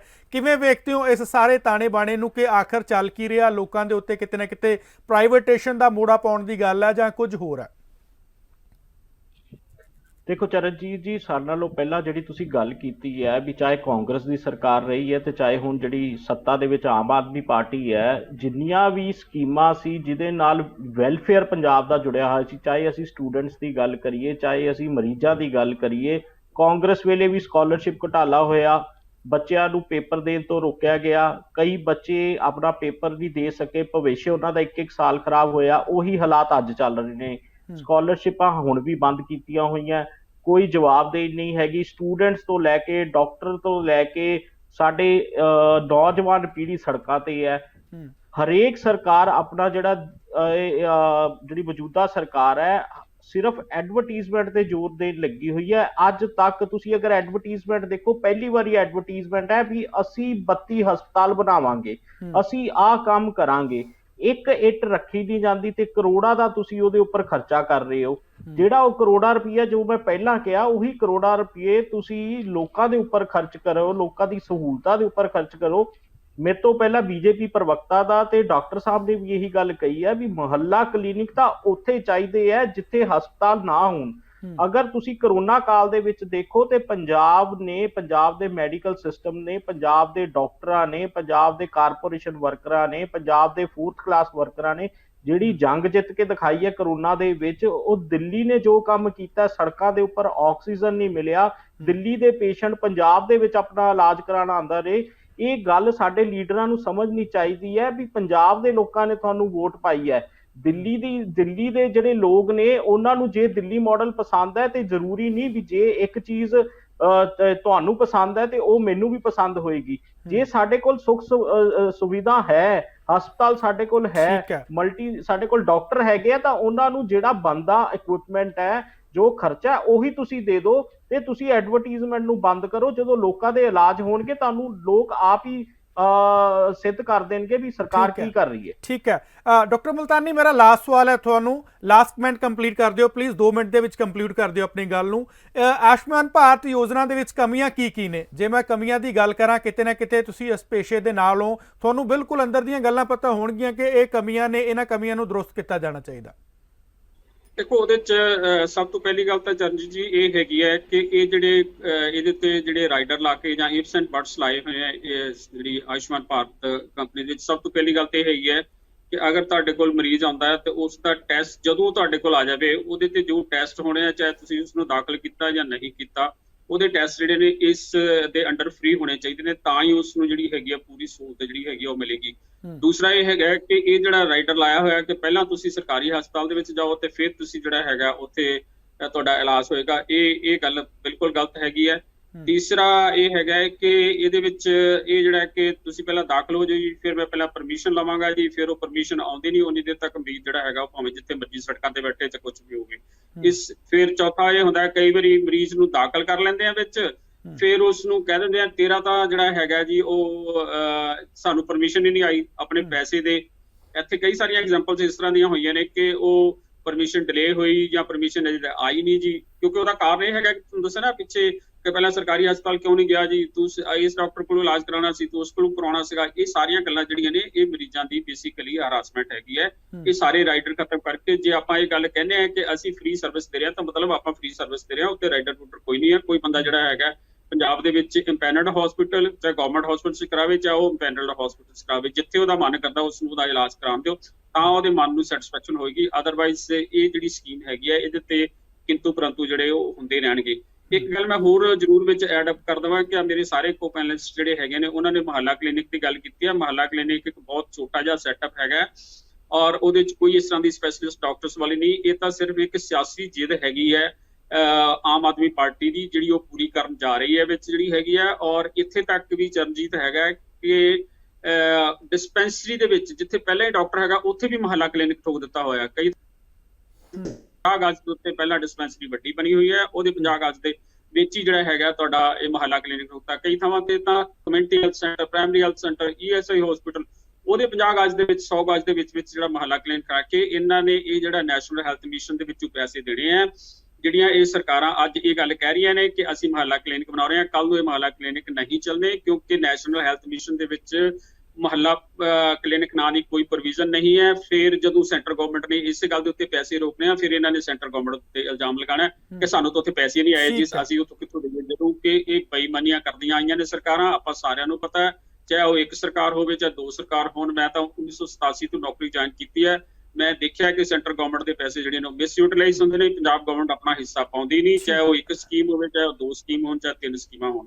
ਸੋ ਅੱਜ ਅਸੀਂ ਇੱਥੇ ਖੜੇ ਹਾਂ ਕਿ ਲੋਕਾਂ ਨੂੰ ਗੁੰਮਰਾਹ ਨਾ ਕੀਤਾ ਜਾਵੇ। ਇਹ ਜਿਹੜੀਆਂ ਫਲੈਕਸਾਂ ਲਾ ਕੇ ਆਪਾਂ ਝੂਠ ਜਿਹੜੇ ਮਾਰਦੇ ਆ ਜਿਹੜੇ ਹੈਗੇ ਆ, ਉਹ ਮੈਂ ਬਾਰ-ਬਾਰ ਇੱਕ ਵਰਡ ਯੂਜ਼ ਕਰਦਾ ਕਿ ਜਿਹੜੀਆਂ ਫਲੈਕਸਾਂ ਲਾਈਆਂ ਹੋਈਆਂ ਨੇ ਇਹ ਕੋਈ ਦੁੱਧ ਨਹੀਂ ਦਿੰਦੀਆਂ। ਇਹ ਮੁੱਖ ਮੰਤਰੀ ਜੀ ਨੂੰ ਵੀ ਗੱਲ ਨੂੰ ਸਮਝ ਲੈਣਾ ਚਾਹੀਦਾ ਕਿ ਇਹਦੇ ਚੋਂ ਕੱਢ ਕੀ ਰਹੇ ਹੋ ਤੁਸੀਂ। ਲੋਕ ਮਰ ਰਹੇ ਨੇ ਕਿ ਉਹਨਾਂ ਨੂੰ ਦਵਾਈ ਨਹੀਂ ਮਿਲ ਰਹੀ, ਲੋਕ ਮਰ ਰਹੇ ਨੇ ਕਿ ਉਹਨਾਂ ਦੀ ਬਿਮਾਰੀ ਦਾ ਇਲਾਜ ਨਹੀਂ ਹੋ ਰਿਹਾ, ਲੋਕ ਮਰ ਰਹੇ ਨੇ ਇਸ ਗੱਲ ਵਾਸਤੇ ਕਿ ਉਹਨਾਂ ਨੂੰ ਰਾਤ ਨੂੰ ਪੱਟੀ ਵਾਸਤੇ ਜਿਹੜਾ ਹੈਗਾ ਉਹ ਰਾਤ ਨੂੰ 12 ਵਜੇ ਬਾਹਰ ਭੱਜਣਾ ਪੈਂਦਾ, ਸਿਰਿੰਜ ਵਾਸਤੇ ਬਾਹਰ ਭੱਜਣਾ ਪੈਂਦਾ। ਗੱਦਿਆਂ ਦੀ ਗੱਲ ਜਿਹੜੀ ਹੈਗੀ ਆ ਜੋ ਟੁੱਟੇ ਫੁੱਟੇ ਹੋਏ ਆ, ਬਾਹਰ ਤੁਹਾਡਾ ਜਿਹੜਾ ਹੈਗਾ ਉਹ ਡਿਲੀਵਰੀ ਰੋਡ ਤੇ ਹੋ ਜਾਂਦੀ ਹੈ ਤੇ ਤੁਸੀਂ ਆਪਣੀਆਂ ਫਲੈਕਸਾਂ ਲਾ ਕੇ ਕਹੋ ਜੀ ਅਸੀਂ 16 ਹਸਪਤਾਲ ਮੈਡੀਕਲ ਕਾਲਜ ਬਣਾਏ। ਇੱਕ ਮੈਡੀਕਲ ਕਾਲਜ ਦਾ ਤੁਹਾਡਾ ਚੱਲ ਨਹੀਂ ਰਿਹਾ, 16,000 ਅਸੀਂ ਮੁਹੱਲਾ ਕਲੀਨਿਕ ਬਣਾਵੇ। ਠੀਕ ਹੈ, ਸਮਾਂ ਇਜਾਜ਼ਤ ਨਹੀਂ ਦਿੰਦਾ ਡਾਕਟਰ ਮੁਲਤਾਨੀ, ਨਹੀਂ ਮੈਂ ਸਵਾਲ ਹੋਰ ਵੀ ਕਰਨੇ ਸੀ। ਸੋ ਸਾਡੇ ਨਾਲ ਜੁੜਨ ਦੇ ਲਈ ਬਹੁਤ-ਬਹੁਤ ਧੰਨਵਾਦ। ਅਮਿਤ ਅਰੋੜਾ ਜੀ ਤੁਹਾਡਾ ਵੀ ਧੰਨਵਾਦ, ਜਗਮੀਤ ਢਿੱਲੋਂ, ਪਰਮਵੀਰ ਜੀ ਤੁਹਾਡਾ ਬਹੁਤ-ਬਹੁਤ ਧੰਨਵਾਦ। ਸੋ ਅੱਜ ਦੇ ਮੁੱਦੇ ਨੂੰ ਲੈ ਕੇ ਜਿਸ ਤਰ੍ਹਾਂ ਆਯੁਸ਼ਮਾਨ ਭਾਰਤ ਯੋਜਨਾ ਨੂੰ ਲੈ ਕੇ ਵੱਖੋ-ਵੱਖ ਸਿਆਸੀ ਪਾਰਟੀਆਂ ਵੱਲੋਂ ਆਪਣੀ ਪ੍ਰਤੀਕਿਰਿਆ ਦਿੱਤੀ ਗਈ ਹੈ। ਕਿਤੇ ਨਾ ਕਿਤੇ ਸਰਕਾਰ ਤੇ ਸਵਾਲ ਜ਼ਰੂਰ ਖੜੇ ਹੁੰਦੇ ਨੇ, ਕਿਉਂਕਿ ਡਾਕਟਰ ਮੁਲਤਾਨੀ ਵੱਲੋਂ ਸਿੱਧੇ ਸਵਾਲ ਕਰ ਦਿੱਤੇ ਗਏ ਨੇ ਕਿ ਇਸ ਯੋਜਨਾ ਦੇ ਵਿੱਚ ਕਮੀਆਂ ਕੀ ਨੇ, ਜਿਹੜੀ ਕਮੀਆਂ ਦੇ ਤਹਿਤ ਮਰੀਜ਼ਾਂ ਨੂੰ ਲੁੱਟਿਆ ਜਾਂਦਾ ਹੈ, ਉਹਨਾਂ ਨੂੰ ਕਿਤੇ ਨਾ ਕਿਤੇ ਚੂਨਾ ਲਾਇਆ ਜਾਂਦਾ ਹੈ, ਉਸ ਦੇ ਉੱਤੇ ਵੀ ਉਹਨਾਂ ਦੇ ਵੱਲੋਂ ਚਾਨਣ ਪਾਇਆ ਗਿਆ, ਜਿਸ ਨੂੰ ਆਉਣ ਵਾਲੇ ਸਮੇਂ ਦੇ ਵਿੱਚ ਸਰਕਾਰਾਂ ਨੂੰ ਦਰੁਸਤ ਕਰਨਾ ਚਾਹੀਦਾ ਜੇਕਰ ਉਹ ਲੋਕ ਪੱਕੀ ਫੈਸਲੇ ਲੈਣਾ ਚਾਹੁੰਦੇ ਨੇ। ਉੱਥੇ ਹੀ ਹੁਣ ਇਸ ਮਸਲੇ ਨੂੰ ਲੈ ਕੇ ਇੱਕ ਸਵਾਲ ਅਸੀਂ ਤੁਹਾਡੇ ਕੋਲੋਂ ਵੀ ਪੁੱਛ ਲੈਣਾ ਚਾਹੁੰਦੇ ਹਾਂ ਕਿ ਜਿਸ ਤਰ੍ਹਾਂ ਇਹ ਸਕੀਮ ਹੈ, ਉਸ ਸਕੀਮ ਦੇ ਤਹਿਤ ਤੁਹਾਨੂੰ ਕਿੰਨਾ ਕੁ ਫਾਇਦਾ ਹੋ ਰਿਹਾ। ਜਿਨ੍ਹਾਂ ਦੇ ਕਾਰਡ ਬਣੇ ਹੋਏ ਨੇ ਉਹ ਸਾਨੂੰ ਕਮੈਂਟ ਬਾਕਸ ਵਿੱਚ ਕਮੈਂਟ ਵੀ ਕਰ ਸਕਦੇ ਹੋ, ਜਾਂ ਜਿਹੜੇ ਲੋਕਾਂ ਨੇ ਇਸ ਇਲਾਜ ਦੇ ਦੌਰ ਦੇ ਵਿੱਚ ਸਭ ਕੁਝ ਹੰਢਾਇਆ ਉਹ ਵੀ ਸਾਨੂੰ ਇਸ ਮਾਮਲੇ ਨੂੰ ਲੈ ਕੇ ਕਮੈਂਟ ਕਰ ਸਕਦੇ ਨੇ ਤੇ ਆਪਣੀ ਰਾਏ ਸਾਨੂੰ ਦੇ ਸਕਦੇ ਨੇ। ਤੇ ਸਾਡੇ ਨਾਲ ਜੁੜੇ ਰਹੋ ਤੇ ਵੇਖਦੇ ਰਹੋ ਪੰਜਾਬ ਟੁਡੇ।